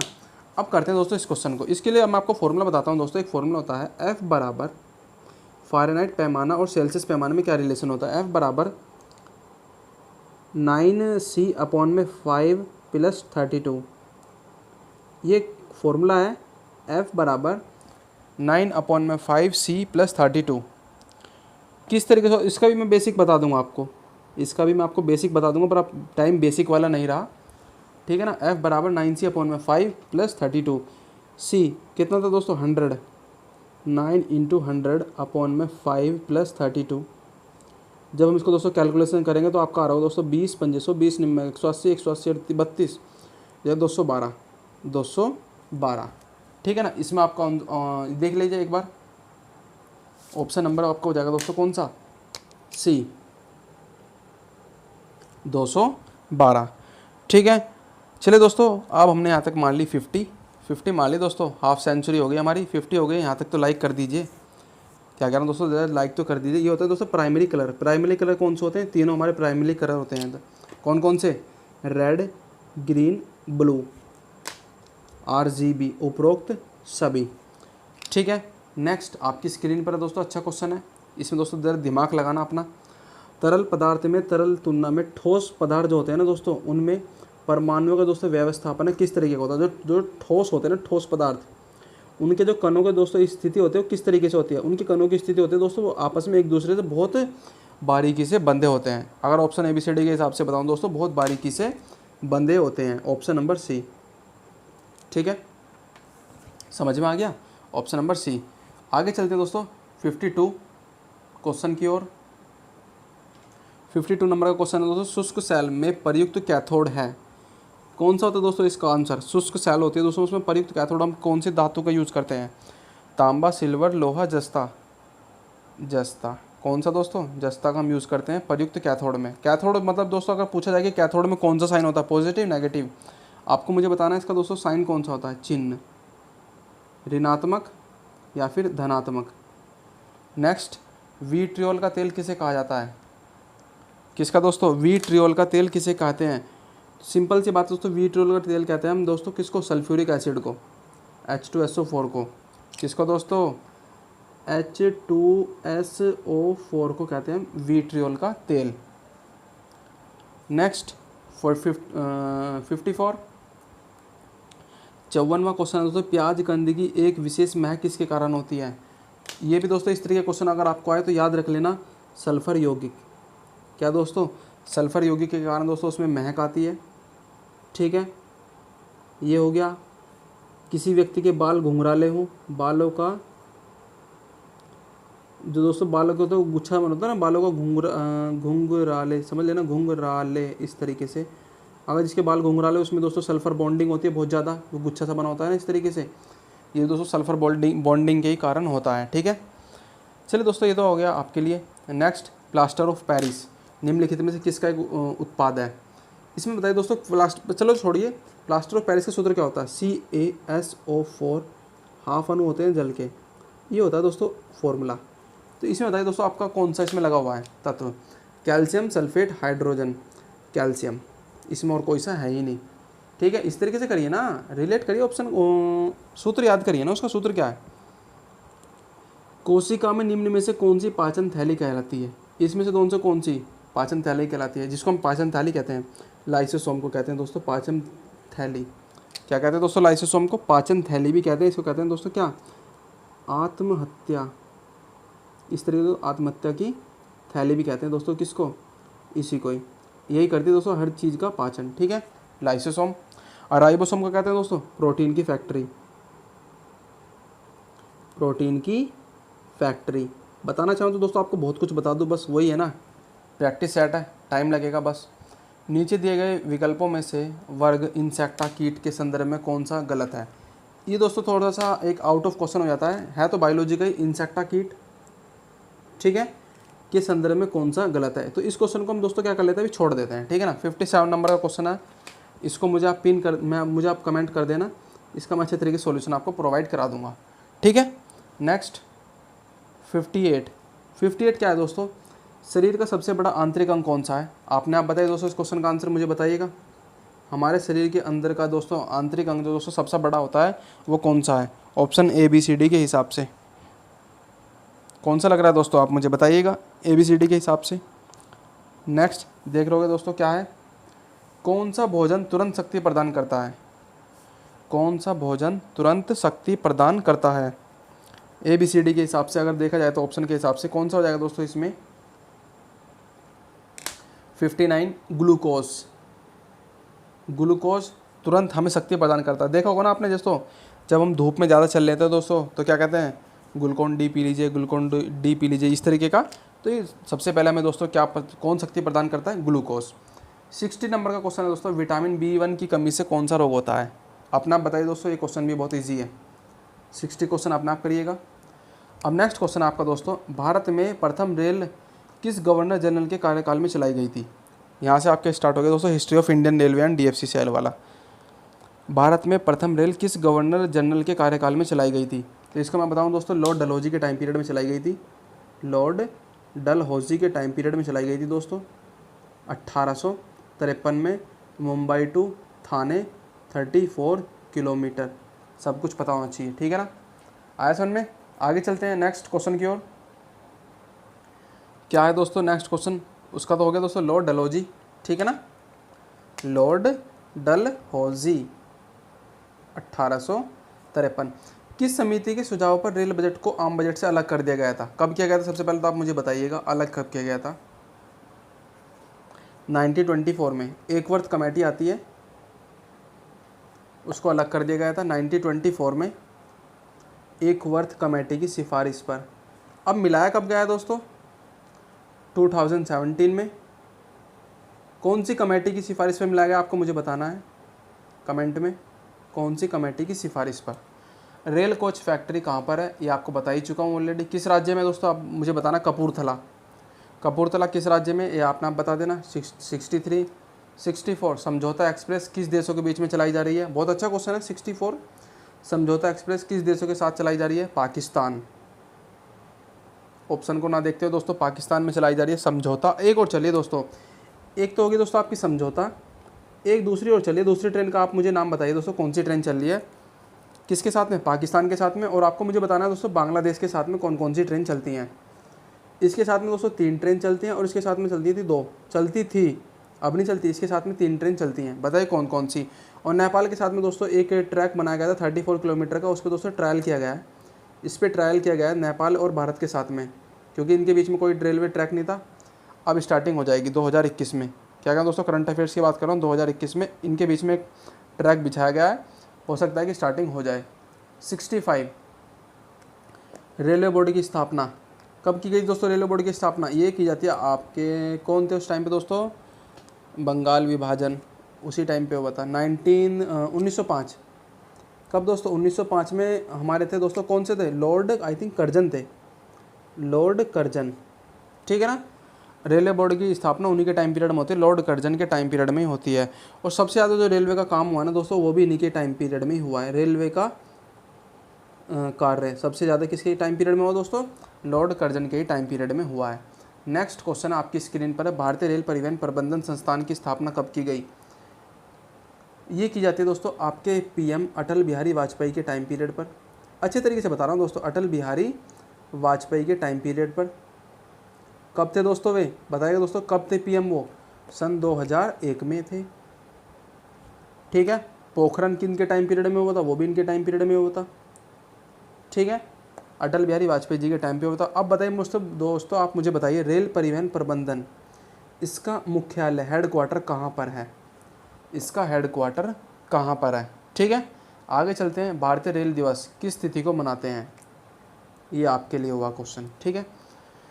भारतीय रेलवे किस तिथि को रेल दिवस मनाते हैं, ये आपके लिए क्वेश्चन। अब आप मुझे बताइए दोस्तों, मैं आपको बता दे रहा हूँ 22 अप्रैल। 22 अप्रैल को कौन सा डे मनाते हैं, कौन सा डे दोस्तों, अर्थ डे, ठीक है।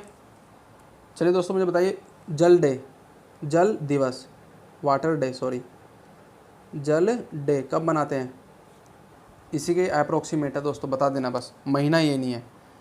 नेक्स्ट क्वेश्चन आपकी स्क्रीन पर, वर्तमान में रेलवे बोर्ड के अध्यक्ष कौन है, करंट अफेयर्स का क्वेश्चन है। सीईओ, अध्यक्ष व सीईओ कौन है। अगर मैं आपको बताऊं दोस्तों, सबसे पहले थे वीके यादव, अब हैं दोस्तों सुनीत शर्मा। कौन है एट प्रेजेंट में, सुनीत शर्मा। और ये कौन है दोस्तों, मंत्री थे, रह चुके, अब नहीं है। अब कौन है दोस्तों, अश्नवी वैष्णव, ठीक है ना, अश्नवी वैष्णव एट प्रेजेंट में, ठीक है। नेक्स्ट, भारत सरकार ने किस वर्ष तक ब्रॉडगेज लाइन का 100% विद्युतीकरण करने का लक्ष्य रखा है। ब्रॉडगेज लाइन जो है दोस्तों, उसको जो इलेक्ट्रीफाइड करने के लिए 100% तक, कब तक टारगेट रखा है, मैं आपको बता चुका हूँ क्वेश्चन। ये बताया था दोस्तों मैंने, नेशनल रेल प्लान प्रोजेक्ट 2030 वाले प्रोजेक्ट में। 69 क्वेश्चन, इसका आंसर है 2023 तक। भारतीय रेल की प्रथम महिला ड्राइवर कौन सी है, कितना अच्छा क्वेश्चन है। भारतीय रेलवे की प्रथम महिला ड्राइवर सुरेखा यादव, याद रख लेना दोस्तों, सुरेखा यादव पहली महिला ड्राइवर है, याद रहे, ठीक है। और आई थिंक रुचिरा चटर्जी, ये आरपीएफ में, यानी कि दोस्तों पहली महिला आरपीएफ में दोस्तों, आरपीएफ में दोस्तों पहली महिला जा चुकी हैं। ये पुलिस में रेलवे प्रोटेक्शन 4 होती है ना दोस्तों, उसमें रुचिरा चटर्जी पहली महिला बनी थी। अब दोस्तों नेक्स्ट क्वेश्चन है 71 क्वेश्चन बहुत इजी है। भारतीय रेल की गेज प्रणाली में मीटर गेज की चौड़ाई कितनी है। इजी है दोस्तों, मीटर गेज कितना होता है, 1 मीटर बस। चलो और देख लेते हैं ऑप्शन, ये क्या है, ये क्या है, ओहो समझ में आ गया। ये है दोस्तों हमारा ब्रॉड गेज, ये हो गया मीटर गेज, और ये हो गया दोस्तों नैरो गेज। कौन सा, नैरो गेज, ठीक है। ये ब्रॉड, मीटर, नैरो, इसकी लंबाई, इसकी लंबाई, इसकी लंबाई, तीनों की दे रखी है दोस्तों ऑप्शन में। ये हो गया हमारा मीटर के हिसाब से मीटर वाला आंसर, ठीक है। नेक्स्ट चलते हैं दोस्तों 72, भारत की सबसे लंबी रेल सुरंग कौन सी है। अगर आपको बताऊं दोस्तों, तो इसमें आपके ऑप्शन नंबर ए और सी बन जाते हैं। कैसे बनते हैं दोस्तों, अगर वो सब पूछता कि भारत की सबसे लंबी प्रथम रेल सुरंग थी दोस्तों, तो वो थी पारसिक सुरंग, पर एट प्रेजेंट में दोस्तों कौन सी पीर पंजाल रेल सुरंग है, वो दोस्तों आपकी सबसे लंबी सुरंग। नेक्स्ट, भारत के पर्यावरण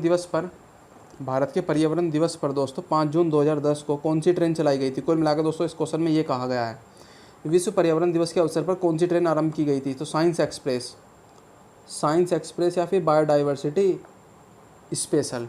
ठीक है, ये हो गया दोस्तों आपका आंसर इसमें से। नेक्स्ट, विश्व का सबसे ऊंचा रेल पुल कहाँ पर बनाया जा रहा है। विश्व का सबसे ऊंचा रेल पुल आपको मुझे बताना है दोस्तों कहाँ पे बनाया जा रहा है, 74 का answer. Next, Guinness book of world में दर्ज जो विश्व का सबसे पुराना क्या है दोस्तों, स्टीम इंजन है, उसका नाम क्या है। विश्व का सबसे पुराना स्टीम इंजन है, उसका नाम है दोस्तों फेरी क्वीन। ठीक है। नेक्स्ट, रेल बंधु नामक पत्रिका का प्रकाशन वर्ष क्या है।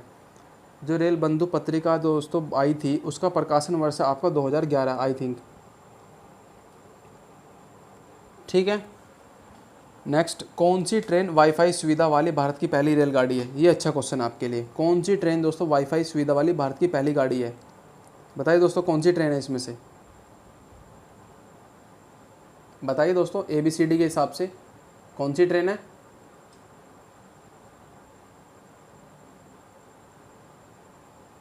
राजधानी एक्सप्रेस, शताब्दी एक्सप्रेस, गरीब रथ एक्सप्रेस।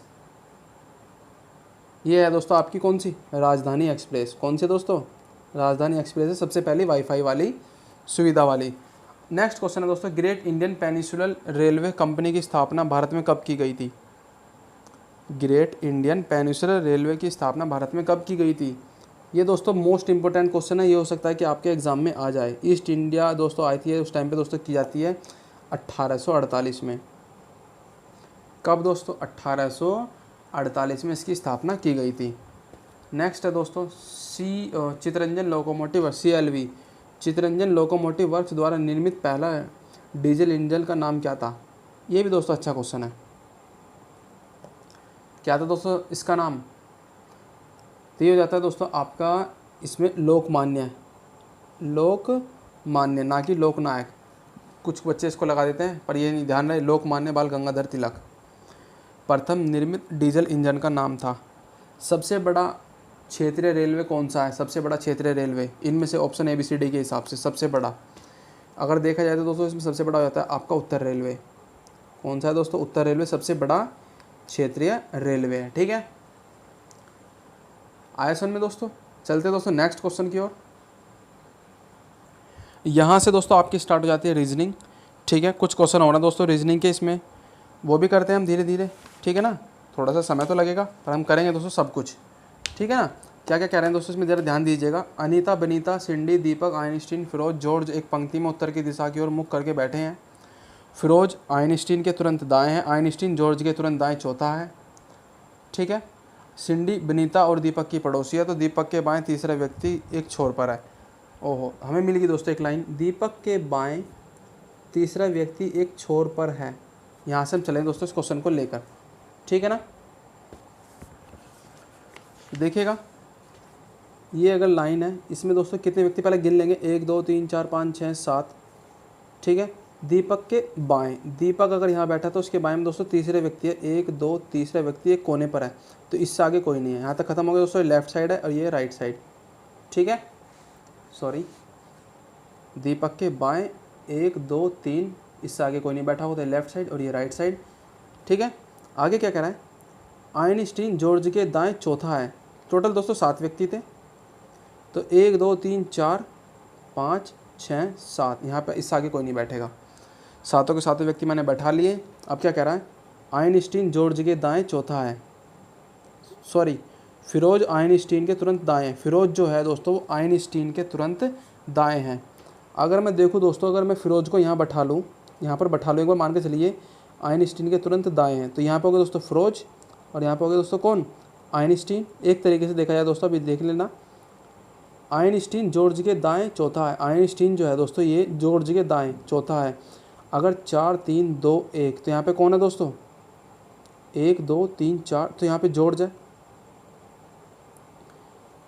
आइंस्टीन जॉर्ज के दाएं चौथा है, 1 2 3 4।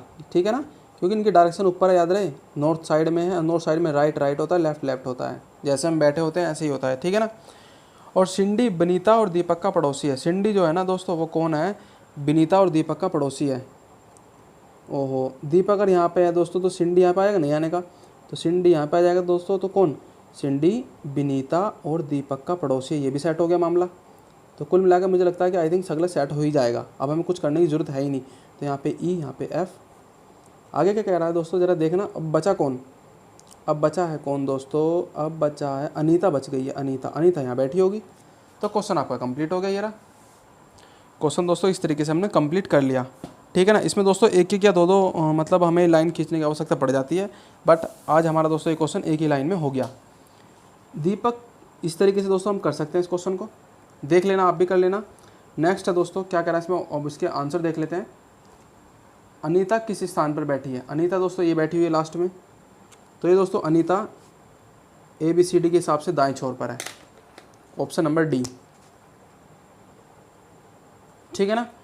82 क्वेश्चन में क्या कह रहा है जरा ध्यान से देखना। 82 में निम्नलिखित में से कौन सा कथन सत्य नहीं है, कौन सा कथन सत्य नहीं है। आइंस्टीन दीपक के तुरंत दाएं हैं। आइंस्टीन, ये रहा दोस्तों आइंस्टीन दीपक के तुरंत दाएं, हाँ है, तो ये गलत नहीं है। अनीता पंक्ति के किसी छोर पर है, हाँ है, तो ये भी गलत नहीं है। जॉर्ज विनीता के तुरंत बाएं हैं, जॉर्ज जो है विनीता के तुरंत बाएं हैं, ये भी ठीक है। तो ऑप्शन नंबर डी आपका क्या है दोस्तों, गलत है। फिरोज दीपक के दाएं दूसरा है, फिरोज जो है दोस्तों दीपक के दाएं दूसरा है। सॉरी दोस्तों, जॉर्ज विनीता के तुरंत बाएं हैं और फिरोज दीपक के दाएं दूसरा है। अनीता पंक्ति के किसी एक छोर पर है। आइंस्टीन दीपक के तुरंत बाएं हैं। सॉरी दोस्तों, इसमें आपका ये तो ठीक है, ये है दोस्तों इसका आंसर, ऑप्शन नंबर ए इसके हिसाब से। ठीक है ना, एक बार स्क्रीनशॉट ले लेना। नेक्स्ट, विनीता का पड़ोसी कौन है, विनीता का पड़ोसी कौन कौन है दोस्तों, सिंडी और जॉर्ज। इसमें कौन सा है दोस्तों, सिंडी और जॉर्ज।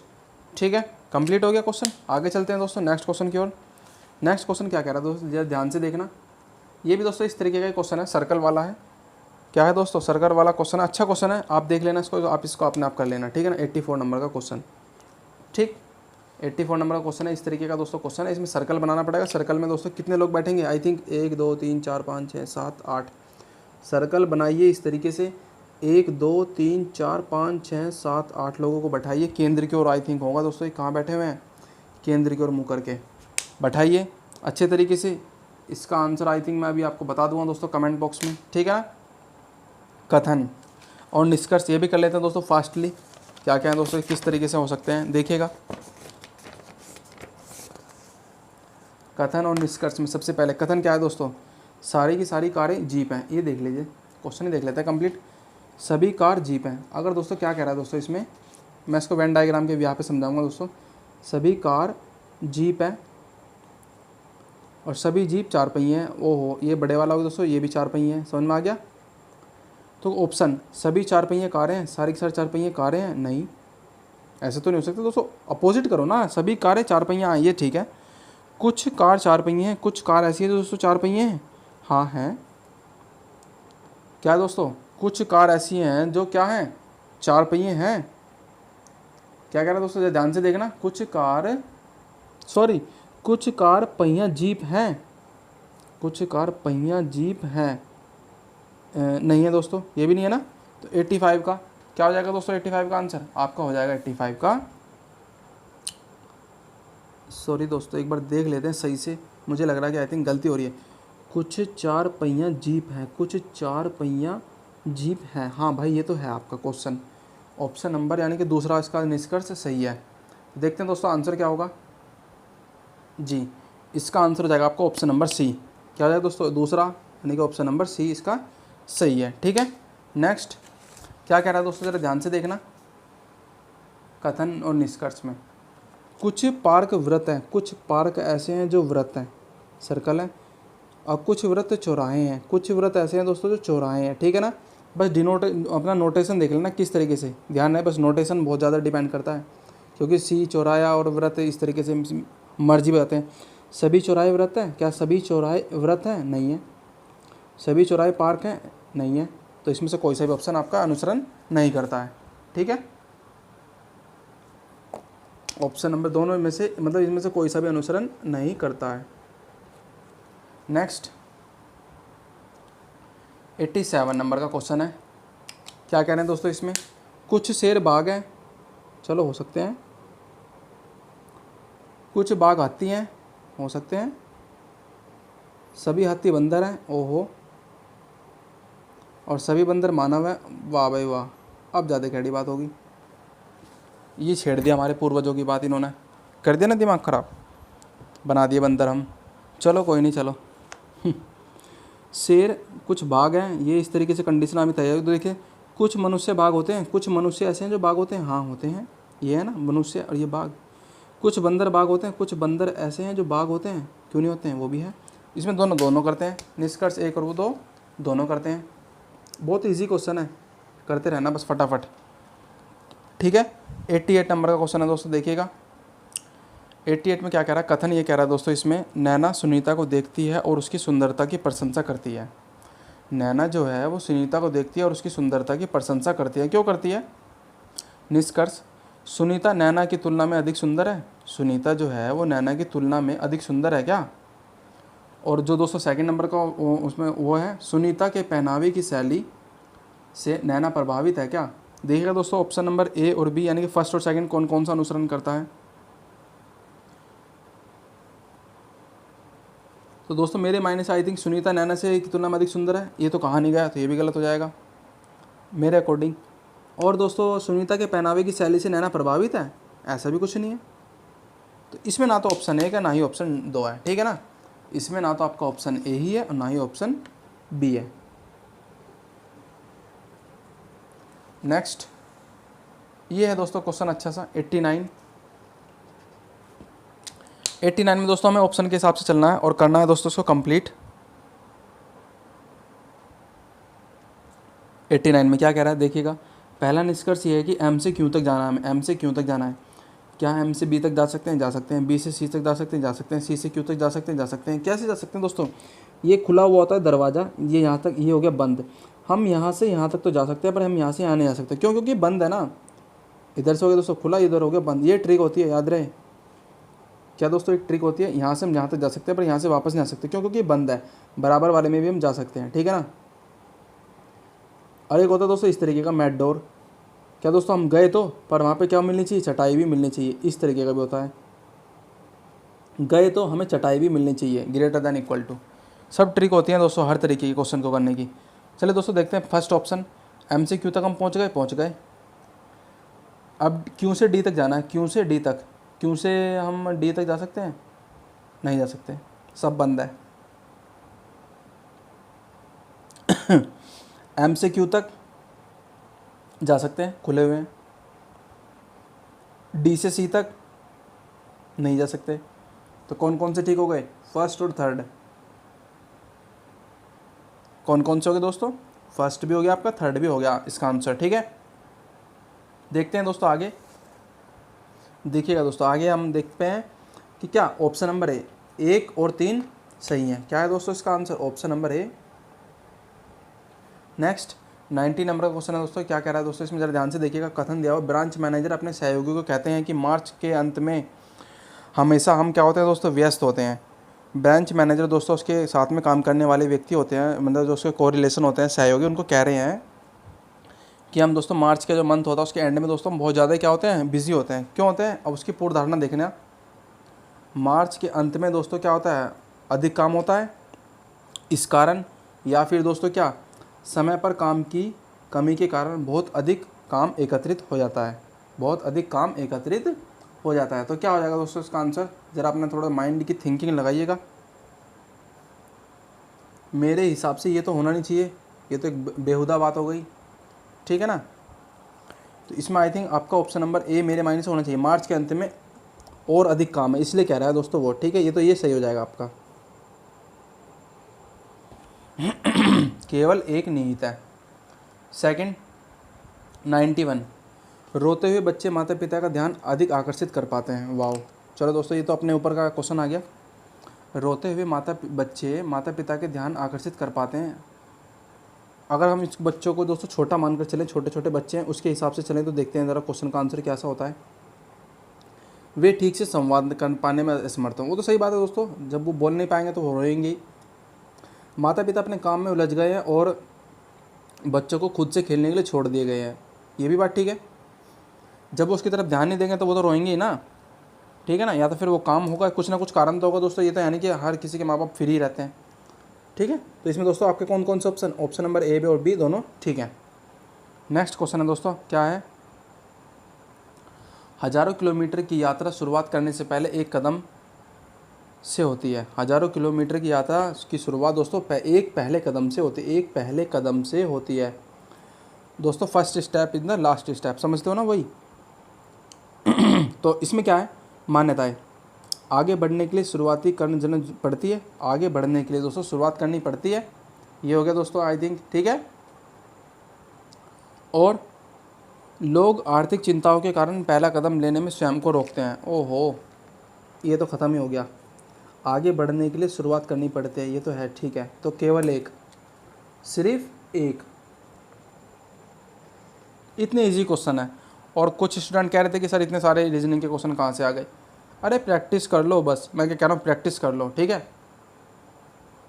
देखिएगा दोस्तों 93 क्वेश्चन है, 93। कई सरकारी अधिकारी अपना काम करने के लिए रिश्वत लेते हैं। चलो भैया, ये भी पता नहीं अब कहाँ से छेड़ दी इन लोगों ने बात। कार्रवाई क्या करनी चाहिए उनके ऊपर, भ्रष्ट कर्मचारी को फांसने और उन पर मुकदमा चलाने के लिए भ्रष्ट विरोधी ब्यूरो का स्वतंत्रता किया जाना चाहिए।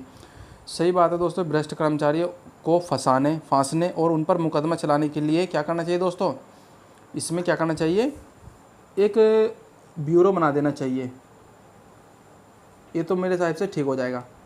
सरकारी कर्मचारी पर लगे सभी आरोप या फिर भ्रष्टाचार के आरोप झूठे हैं, ऐसा तो कुछ कहा नहीं है, पता नहीं कहाँ से बेहुदा बात कर लेते हैं बार बार। एक ठीक है दोस्तों, इसमें आपका एक, बहुत इजी वाले आ रहे हैं दोस्तों इसमें तो आपके दोस्तों बहुत इजी वाले क्वेश्चन आ रहे हैं। 94 नंबर का क्वेश्चन है दोस्तों, JKNO एक पंक्ति में खड़े हैं, यदि उन्हें हम सबसे ऊंचे से लेकर सबसे छोटे के क्रम में खड़ा करें तो सबसे पहले स्थान पर कौन खड़ा होगा। ये कल भी आया था दोस्तों क्वेश्चन, आज भी आ गया, कोई बात नहीं, हम करेंगे इसको। देखिएगा दोस्तों क्या कह रहा है इसमें, JKNO एक पंक्ति में खड़े हैं, ठीक है। किस में खड़े हैं दोस्तों, एक पंक्ति में खड़े हैं। चलो तो देखते हैं कैसे, कथन के हिसाब से, चार तो हैं, सारे के सारे यहीं कर लेंगे। जे के से ऊंचा है, ओहो, जे जो है वो के से ऊंचा है, ठीक है। एन इनमें सबसे छोटा है, एन सबसे छोटा है, और के ओ से ऊंचा है, के जो है ओ से ऊंचा है और एन सबसे छोटा है। बन गया, बहुत आसान था। तो सबसे पहले कौन खड़ा है, जे ही तो खड़ा है, सबसे पहले जे खड़ा है। कौन कौन से ऑप्शन हमारे इसमें चलेंगे, काम चल जाएगा। 1 और 2, 1 3, 1 2 3, भाइयों तीनों की सहायता से वो आए क्वेश्चन, समझ में आ गया नहीं आया, तीनों की हेल्प लगी है, याद रहे, तीनों की हेल्प से क्वेश्चन हुआ है, ठीक है। नेक्स्ट क्वेश्चन है दोस्तों 95, थोड़ा फास्टली करते हैं दोस्तों। कूट भाषा में गिव को अर्थ बताना है, गिव का अर्थ, गिव मी सम टी, मतलब दोस्तों इस तरीके दोस्तों ये कहते हैं रिलेशन, ये होता है रिलेशन वाला, कोडिंग रिलेशन होता है दोस्तों, इसे कहते हैं कोडिंग रिलेशन, ठीक है ना। ये क्वेश्चन आपके आते हैं, अच्छे क्वेश्चन होते हैं दोस्तों, हो सकता है कि ये भी आपके एग्जाम में आ जाए। Give me some T, D mean to T, please give को प्लीडिया के रूप में लिखा जाता है, तो गिव का अर्थ बताइए दोस्तों। इनमें देखिएगा, रिलेट करिए, इसमें गिव आया, इसमें भी गिव आया, तो इसमें दोस्तों जो सेम होगा वो आंसर होगा, DE, ठीक है, DE, क्योंकि बाकी और तो कोई सेम नहीं है। गिव यहाँ पे सेम है, क्योंकि यहाँ पे प्लीज़ है, यहाँ पे प्लीज़ नहीं है, तो गिव DE, तो आंसर हो गया दोस्तों उसका DE। क्या कह रहा है दोस्तों, अब ऑप्शन देख लेते हैं। ओहो, ऑप्शन में तो दोस्तों ये कह रहा है कि कौन कौन से कथन, तो इसमें आई थिंक मेरे हिसाब से दोनों ही हो जाना चाहिए। कौन से दोस्तों, ऑप्शन नंबर डी, दोनों ही पर्याप्त हैं। नेक्स्ट 96, ये भी दोस्तों वही है कथन, ABCD बैगन में सबसे हल्का कौन सा है, ABCD बैगन में सबसे हल्का कौन सा है, कथन के हिसाब से चलते हैं। बी जो है ना वो ए से भारी है, चलो। ए सी और डी से हल्का, ए जो है ना वो सी और डी से हल्का है, चलो। तो इनमें सबसे हल्का कौन है भाई, सबसे हल्का तो ए ही है ना, सबसे हल्का तो ए ही है, सिंपल सी बात है। इसमें कौन सा कथन हो जाएगा दोस्तों, इसमें भी आपको मेरे माइंड से दोनों हो जाएंगे, ठीक है ना। कथन 1 और 2 दोनों ही आवश्यक है। नेक्स्ट 97, इसको आप खुद कर लेना, बहुत इजी क्वेश्चन होते हैं, बस वैल्यू रखिए और उनका मल्टीप्लाई करिए। नेक्स्ट क्वेश्चन है आपका 98, इसको भी आप चाहो तो आप खुद कर सकते हो, बट देखिएगा दोस्तों क्या कह रहा है इसमें, उपरोक्त श्रृंखला में लेफ्ट साइड से 15वें पद के राइट साइड की ओर छठा पद कौन सा है। तो कुल मिलाकर 15 तो इधर से हो गए प्लस 6 और, तो कितने हो दोस्तों 21वां पद आप गिन लेना इसमें से कौन सा होगा। चलो मैं गिन लेता हूँ 1 2 3 4 5 6 7 8 9 10 11 12 13 14 15 16 17 18 19 20 21, ऑप्शन नंबर बी। ठीक है, ख़त्म कहानी इस क्वेश्चन की। नेक्स्ट क्वेश्चन है दोस्तों आपकी स्क्रीन पर ये रहा 99, यानी कि हम 100 तक आ ही गए। क्या कह रहे हैं दोस्तों, नीचे दिए गए त्रिभुज में सबसे छोटा त्रिभुज प्रोफेसर को, कौन सा दोस्तों, ये वाला प्रोफेसर को, बड़ा त्रिभुज नेताओं को, बड़ा त्रिभुज ये किसको दोस्तों, नेता लिख देता हूँ, न लिख देता हूँ नेता, चलो कोई बात नहीं, व्रत स्नातक को, ठीक है, और आयत विश्वविद्यालय को, ये वाला विश्वविद्यालय यानी कि यूनिवर्सिटी को, ये प्रोफेसर को। ठीक, आए सुन में क्या कह रहा है दोस्तों, क्वेश्चन की तरफ चलते हैं। क्या कह रहा है दोस्तों, कौन से ऐसे नेता हैं जो न तो प्रोफेसर है और न ही स्नातक है। वाह, कौन से ऐसे नेता हैं जो ना तो प्रोफेसर ही हैं और ना ही स्नातक हैं। तो कोई बात नहीं दोस्तों, इसमें ऑप्शन के हिसाब से चल सकते हैं हम, एच और एल हो जाएंगे, एच और एल मेरे मायने से तो एच और एल। एच भी ऐसे नेता हैं जो कि ना तो प्रोफेसर है और ना ही स्नातक है, और एल भी ऐसे हैं नेता तो हैं, उन्होंने ये थोड़ा ना कहा है कि वो विश्वविद्यालय के नहीं है। ठीक है, तो एच और एल हो जाएगा मेरे हिसाब से। ऑप्शन देख लेते हैं क्या क्या है। हाँ, देख पा रहे होंगे कौन सा दोस्तों, option number D, option number D, H और एल इस तरीके के हैं। नेक्स्ट क्वेश्चन है दोस्तों, इसमें क्या कह रहे हैं, कौन से ऐसे नेता हैं जो स्नातक हैं लेकिन विश्वविद्यालय के सदस्य नहीं है। कौन से ऐसे नेता हैं जो स्नातक तो हैं पर विश्वविद्यालय के सदस्य नहीं हैं। देखते हैं दोस्तों क्वेश्चन में, कौन से ऐसे नेता हैं जो क्या है दोस्तों, स्नातक तो हैं पर विश्वविद्यालय के सदस्य नहीं हैं। चलो देखते हैं, नेता तो हैं और स्नातक भी हैं पर विश्वविद्यालय, ये डिब्बा निकाल दो, बस डिब्बा निकाल दोगे तो बी और सी बचेंगे आपके, आई थिंक मेरे हिसाब से बी और सी। ठीक है ना, ये हो गया आपका कंप्लीट, बी और सी आ जाएगा आपका आंसर उसमें से। ठीक, देखते हैं ज़रा क्या आ गया दोस्तों, ऑप्शन नंबर ए आपका आ गया बी और सी। ठीक है, तो यहाँ तक दोस्तों हमने कर लिए 100 क्वेश्चन आपकी डिमांड के अकॉर्डिंग। ठीक है ना, आपकी डिमांड के अकॉर्डिंग। ठीक है ना दोस्तों, थोड़ी मेहनत भी लगती है, ये मत समझना कि कोई हलवा काम है। ठीक है ना, समझ रहे हो ना। तो यहाँ पे दोस्तों हमारा लाइक, सब्सक्राइब और दोस्तों जितना हो सके अपने दोस्तों के बीच में शेयर ज़रूर कर दीजिए, शेयर ज़रूर कर देना दोस्तों, इतनी तो आपसे रिक्वेस्ट है ही है। और दोस्तों आप जो जैसे कमेंट करते हैं कि हाँ सर इसको पेड चला दीजिए, पेड कर दीजिए, पेड मुझे PDF प्रोवाइड कर दीजिए, मैं आपको पैसे सेंड कर रहा हूँ, इस तरीके का दोस्तों हमारी कोई ऐसी पॉलिसी नहीं है दोस्तों कि हाँ मैं मतलब आपके लिए दोस्तों पैसे में सब चीज़ प्रोवाइड कराऊँ, नहीं। सब दोस्तों आई पेपर क्लासेस नाम से आपका क्या है, आई पेपर क्लासेस नाम से सॉरी देख रहे हो दोस्तों, थक गया हूँ, टेलीग्राम पर एक चैनल है, जाइए वहाँ पे दोस्तों हर तरीके की PDF मिल जाएंगी। ठीक है ना, मैं वहीं पे दोस्तों अपनी सारी की सारी PDF प्रोवाइड करता हूँ, बस आपसे मेरी रिक्वेस्ट है। ठीक है, वहाँ पर जाइए, वहाँ पर आपको मेरी सारी PDF मिल जाएंगी। हो सकता है कि इक्का दुक्का कि मैं भूल गया हूँ डालना, तो बस वो आप मुझे बता दिया करो। ठीक है ना, तो चलिए दोस्तों अब हम चलते हैं 101 क्वेश्चन की ओर। 101 नंबर का क्वेश्चन यहाँ से स्टार्ट हो जाती है आपकी customer relationship management and economics and marketing. ठीक है, रह गए आपके 20 क्वेश्चन। 20 क्वेश्चन में सबसे पहला क्वेश्चन आपका CRM टेक्निक सहायता हो सकती है। कस्टमर रिलेशनशिप मैनेजमेंट हम किसके लिए दोस्तों यूज़ करते हैं, डायरेक्ट मार्केटिंग के लिए, न्यू मॉडल विकास के लिए, लेन देन के लिए, उपरोक्त सभी। तो ये तो दोस्तों ऑप्शन नंबर डी हो सकता है, क्योंकि दोस्तों CRM किस में यूज़ कर सकते हैं, सारी चीज़ों में यूज़ कर सकते हैं ना।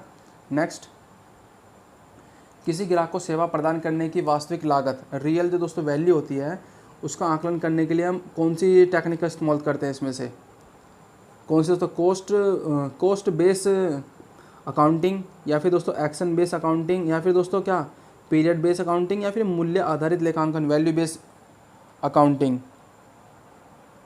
बताइए दोस्तों इसमें कौन सा ऑप्शन हो जाएगा।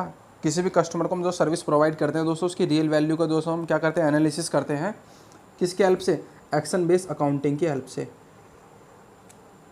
ठीक, नेक्स्ट है दोस्तों क्वेश्चन, निम्नलिखित में से किस ऑप्शन की सहायता से व्यक्ति की आवश्यकताओं तथा व्यवहार को निर्धारित करने के सबसे आधारभूत कारक होता है। किसी व्यक्ति को दोस्तों अगर हमें कोई भी सर्विस है, अगर दोस्तों हमें क्या करना है दोस्तों, समझना है उसके बारे में, तो उसके सबसे पहले हम क्या जानेंगे, उसका क्या जानते हैं दोस्तों, उसकी दृष्टिकोण थोड़ी ना पकड़ेंगे, मूल्य भी नहीं देखेंगे कि उसके पास में पैसा है तो वही, जब उसकी संस्कृति कैसी है, उसका कल्चर कैसा है, उसका बिहेवियर कैसा है, उसके ब्याह पे दोस्तों हम क्या कि दोस्तों अगर उसकी संस्कृति इस तरीके उसकी इस चीज़ की आवश्यकता है तो हम वही तो प्रोवाइड कराएंगे ना। तो उसकी नीड्स के अनुसार, दोस्तों, यानी कि उसकी संस्कृति के अनुसार उसको प्रोवाइड कराई जाती है। उसके व्यवहार को निर्धारित करने में क्या करता है दोस्तों, सबसे आधारभूत कारक माना जाता है कौन, संस्कृति। ठीक है। कल्चर, सामाजिक वर्ग दोस्तों, सोशल जो हमारा क्या होता है, सोशल जो हमारा दोस्तों सामाजिक वर्ग है, किस चर द्वारा इंगित किया जाता है, इसमें से कौन से चर द्वारा, एकल, विविध, कोई नहीं, उपरोक्त में से कोई नहीं। तो ये दोनों ऑप्शन तो खत्म ही है और ये भी खत्म ही है। इसमें आपका विविध हो जाएगा। सामाजिक वर्ग की बात हो रही है दोस्तों इसमें। असामाजिक वर्ग में दोस्तों एकल तो आते हैं, कोई भी सिंगल तो आते हैं। इसमें दोस्तों हर तरीके का आ सकते हैं दोस्तों। सोशल इकोनॉमी में कैसे, शिक्षा, क्या है कि वो हमारे समाज का हिस्सा नहीं है। हाँ भाई बताओ। रोजगारी, क्या वो हमारे समाज का हिस्सा नहीं है। समस्या, क्या वो हमारे समाज का हिस्सा नहीं है, बताओ मुझे। तो ये दोस्तों हर तरीके के सेगमेंट होता है ना, उसको जो ना क्या करते हैं, फॉलो करते हैं। रोजगारी, बेरोजगारी, हर तरीके का, वयस्कता, सब चीज़, ये हमारे दोस्तों सब चीज़ क्या होती है दोस्तों, समाज का एक हिस्सा है। तो विविध दोस्तों हर तरीके को, ठीक है ना, विविध हर तरीके को, मिसलेनियस।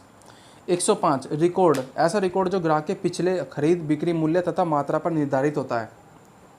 मतलब दोस्तों एक डाटा ऐसा हो दोस्तों, किस पे दोस्तों, जो हमने प्रीवियस बेसिस पे कस्टमर्स के क्या क्या दोस्तों, उसने क्या क्या बाइंग किया है, क्या क्या सेल किया है, और उसकी दोस्तों क्या क्या उसने कंज्यूम किया है, उस पर बेस हम कौन सी टेक्निक का यूज़ करते हैं दोस्तों। इसमें से बताइएगा दोस्तों, इसमें से हम कौन सी टेक्निक का यूज़ करते हैं। सबसे पहला ऑप्शन आपका कौन सा है दोस्तों, business data collection. Business data collection. Next है दोस्तों आपका कस्टमर डाटा कलेक्शन। उससे नेक्स्ट है आपका डाटा कलेक्शन मार्केट, या फिर दोस्तों कंपनी मार्केट। इंग्लिश में दोस्तों आपके लिए लिख लेता हूँ क्योंकि हमें आदत थी इंग्लिश में करने की, ठीक है ना। बिजनेस डाटा कलेक्शन का हम यूज़ करते हैं दोस्तों किसी भी तरीके का दोस्तों व्यापार में, क्योंकि हमें कैसे पता लगे कि हाँ कोई कस्टमर क्या क्या चीज़ खरीद रहा है। तो उसके लिए दोस्तों हमें क्या होता है, CRM हमें सर्विस प्रोवाइड कराता है बिजनेस के बिहाफ पे, ठीक है। नेक्स्ट 106 106वां क्वेश्चन है दोस्तों आपका, ग्राहकों के लिए अनुकूलित उत्पाद और सेवाएं वार्तालाप हिस्सा है। वो किसका हिस्सा है दोस्तों, अनुकूलित उत्पाद और सेवाएं वार्तालाप हिस्सा है। बहुत आसान क्वेश्चन है, ज़रा ध्यान से देखिएगा दोस्तों। हम उसकी नीड्स के अनुसार दोस्तों उनको प्रोडक्ट दे रहे हैं, सर्विस दे रहे हैं। इस तरीके दोस्तों किस में कहलाती है, वो हमारे CRM में तो कहलाती है। किस में दोस्तों, CRM, समझ रहे हो ना। 106 का ये मेरा आंसर हो जाएगा आई थिंक, CRM, ये तो कस्टमर रिलेशनशिप मैनेजमेंट, ठीक। नेक्स्ट आपका दोस्तों कुल ग्राहक लाभ शामिल करता है। जो दोस्तों कुल ग्राहक, जो दोस्तों टोटल प्रॉफिट कस्टमर होता है, वो किसके ब्याह पे करते हैं दोस्तों, प्रोडक्शन के प्रॉफिट पे, या फिर हम इंडिविजुअल प्रॉफिट पे, या फिर सर्विस प्रॉफिट पे। तो ये तो ऑप्शन नंबर डी सभी प्रॉफिटों पर होता है दोस्तों, टोटल प्रॉफिट कस्टमर का, ठीक है। नेक्स्ट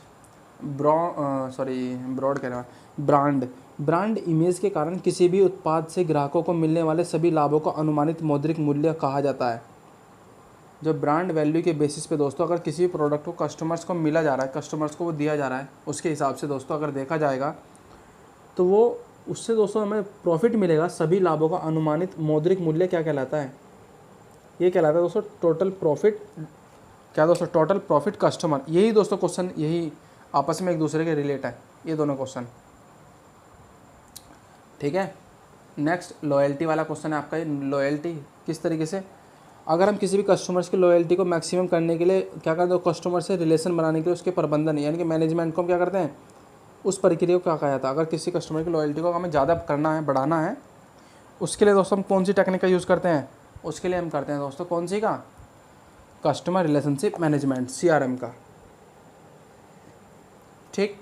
नेक्स्ट, ऐसी कौन सी व्यवस्था है जिसमें एक कंपनी अपनी कुछ सभी ग्राहक प्रबंधन कार्यों का एक application ASP application service provider को आउटसोर्स करती है। एप्लीकेशन सर्विस प्रोवाइडर को आउटसोर्स का प्रदान करती है। एक कौन सी ऐसी व्यवस्था होती है दोस्तों, अगर कोई भी सिस्टम है CRM के द्वारा किसी कंपनी को मिल रहा है, CRM के द्वारा किसी कंपनी को मिल रहा है, तो उसके ब्याह पे दोस्तों क्या एक सर्विस इस तरीके प्रोवाइड करती है। तो किस तरीके से करते हैं दोस्तों, हम कस्टमर्स की हम उसको क्या लेंगे, इन्फॉर्मेशन लेंगे, पूरी कस्टमर्स की इन्फॉर्मेशन को क्या करते हैं, अपने कंट्रोल में रखते हैं कि उसको क्या क्या नीड्स की हैं, क्या क्या दोस्तों उसकी क्या है समस्याएं, क्या क्या उसकी ज़रूरत है, सब कुछ। तो ये क्या कहलाता है दोस्तों, हमारा खर्च प्रबंधन, आपूर्तिकर्ता प्रबंधन या फिर CRM? नहीं दोस्तों, ये कहलाता है आपका CICS। क्या कहलाता है दोस्तों? Customer information control system. ठीक है, आया समझ में? नेक्स्ट 111, इसको हम छोड़ देंगे। नेक्स्ट 112, मार्केटिंग मैनेजमेंट, विपणन प्रक्रिया का प्रबंधन। मार्केटिंग मैनेजमेंट, इसमें से कौन सा ऑप्शन है? मार्केटिंग प्रोसेस का सिस्टम, कंपनी के उत्पादों और सेवाओं की लाभप्रदता की निगरानी करना, बेहतर ग्राहक मूल्य वितरित करना, संचार करने के माध्यम से लक्षित बाजार चुनने और ग्राहकों को प्राप्त रखने के लिए विकसित करने की कला, विज्ञान, कंपनी को आगे बढ़ाने के लिए मार्केटिंग रणनीति तय करना। तो क्या होता है दोस्तों इसमें? आपको ऑप्शन नंबर सी हो जाएगा।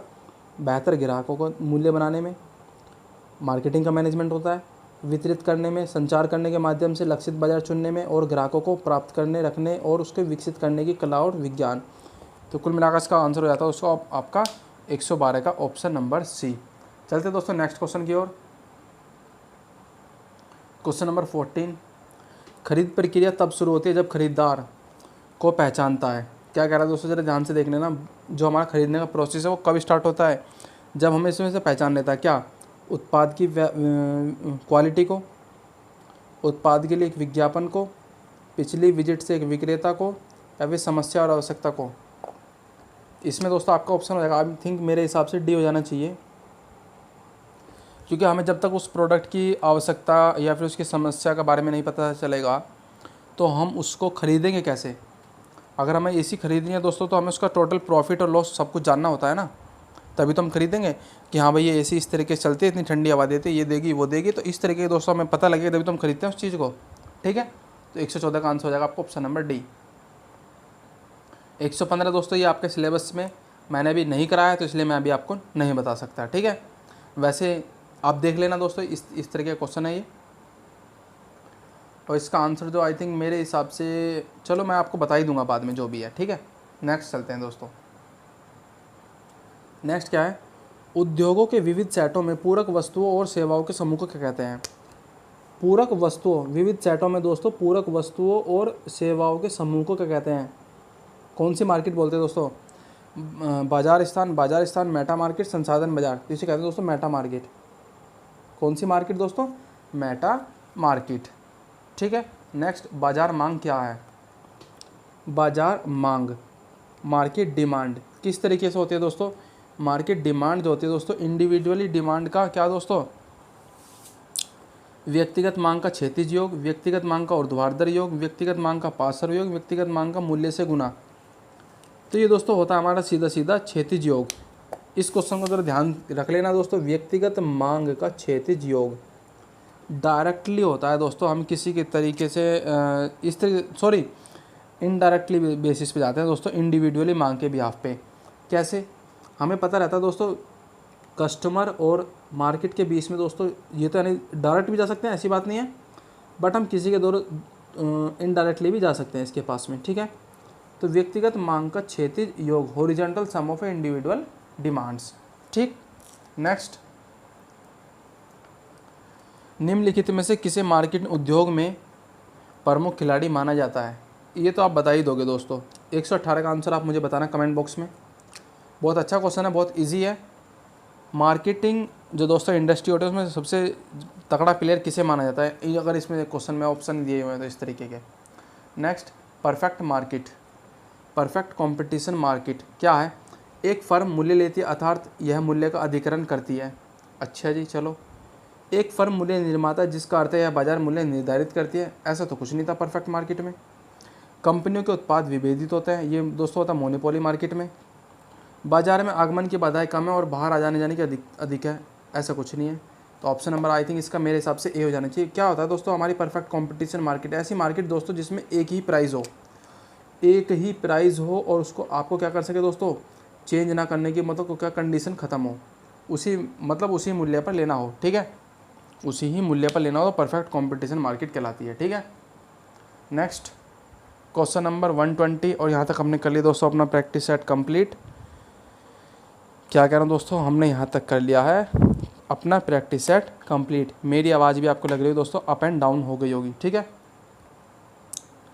निम्नलिखित में से किसे एक प्रकार का पुनः विक्रेता नहीं माना जाता। पुनः विक्रेता दोस्तों क्या करता है दोस्तों, जो खरीदने के साथ में दोस्तों बेचने का भी एक वैल्यू रखता हो। मान कर चलिए कि आपने दोस्तों क्या करा,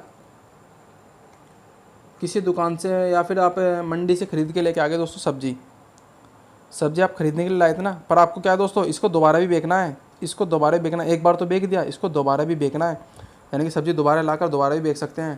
तो इस तरीके का दोस्तों अपने माइंड में क्रिएटिविटी रखना, वो क्या कहलाता है दोस्तों, पुनः विक्रेता। इसमें से कौन सा नहीं हो सकता, इसमें से एक ही ऑप्शन लगा मेरे हिसाब से, प्रोडक्शन। ठीक है, थोक विक्रेता भी यही काम करते हैं, फुटकर विक्रेता भी और डिस्ट्रीब्यूटर भी, वितरक भी।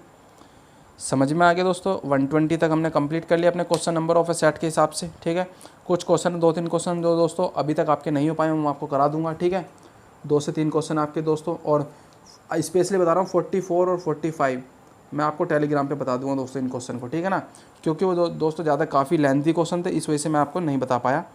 ठीक, तो चलिए दोस्तों मिलते हैं अपने नेक्स्ट प्रैक्टिस सेट में। ऐसे प्रैक्टिस सेट आपके कंटिन्यू मैंने स्टार्ट कर दिए, तो मिलते रहिए दोस्तों, और good bye bye, take care.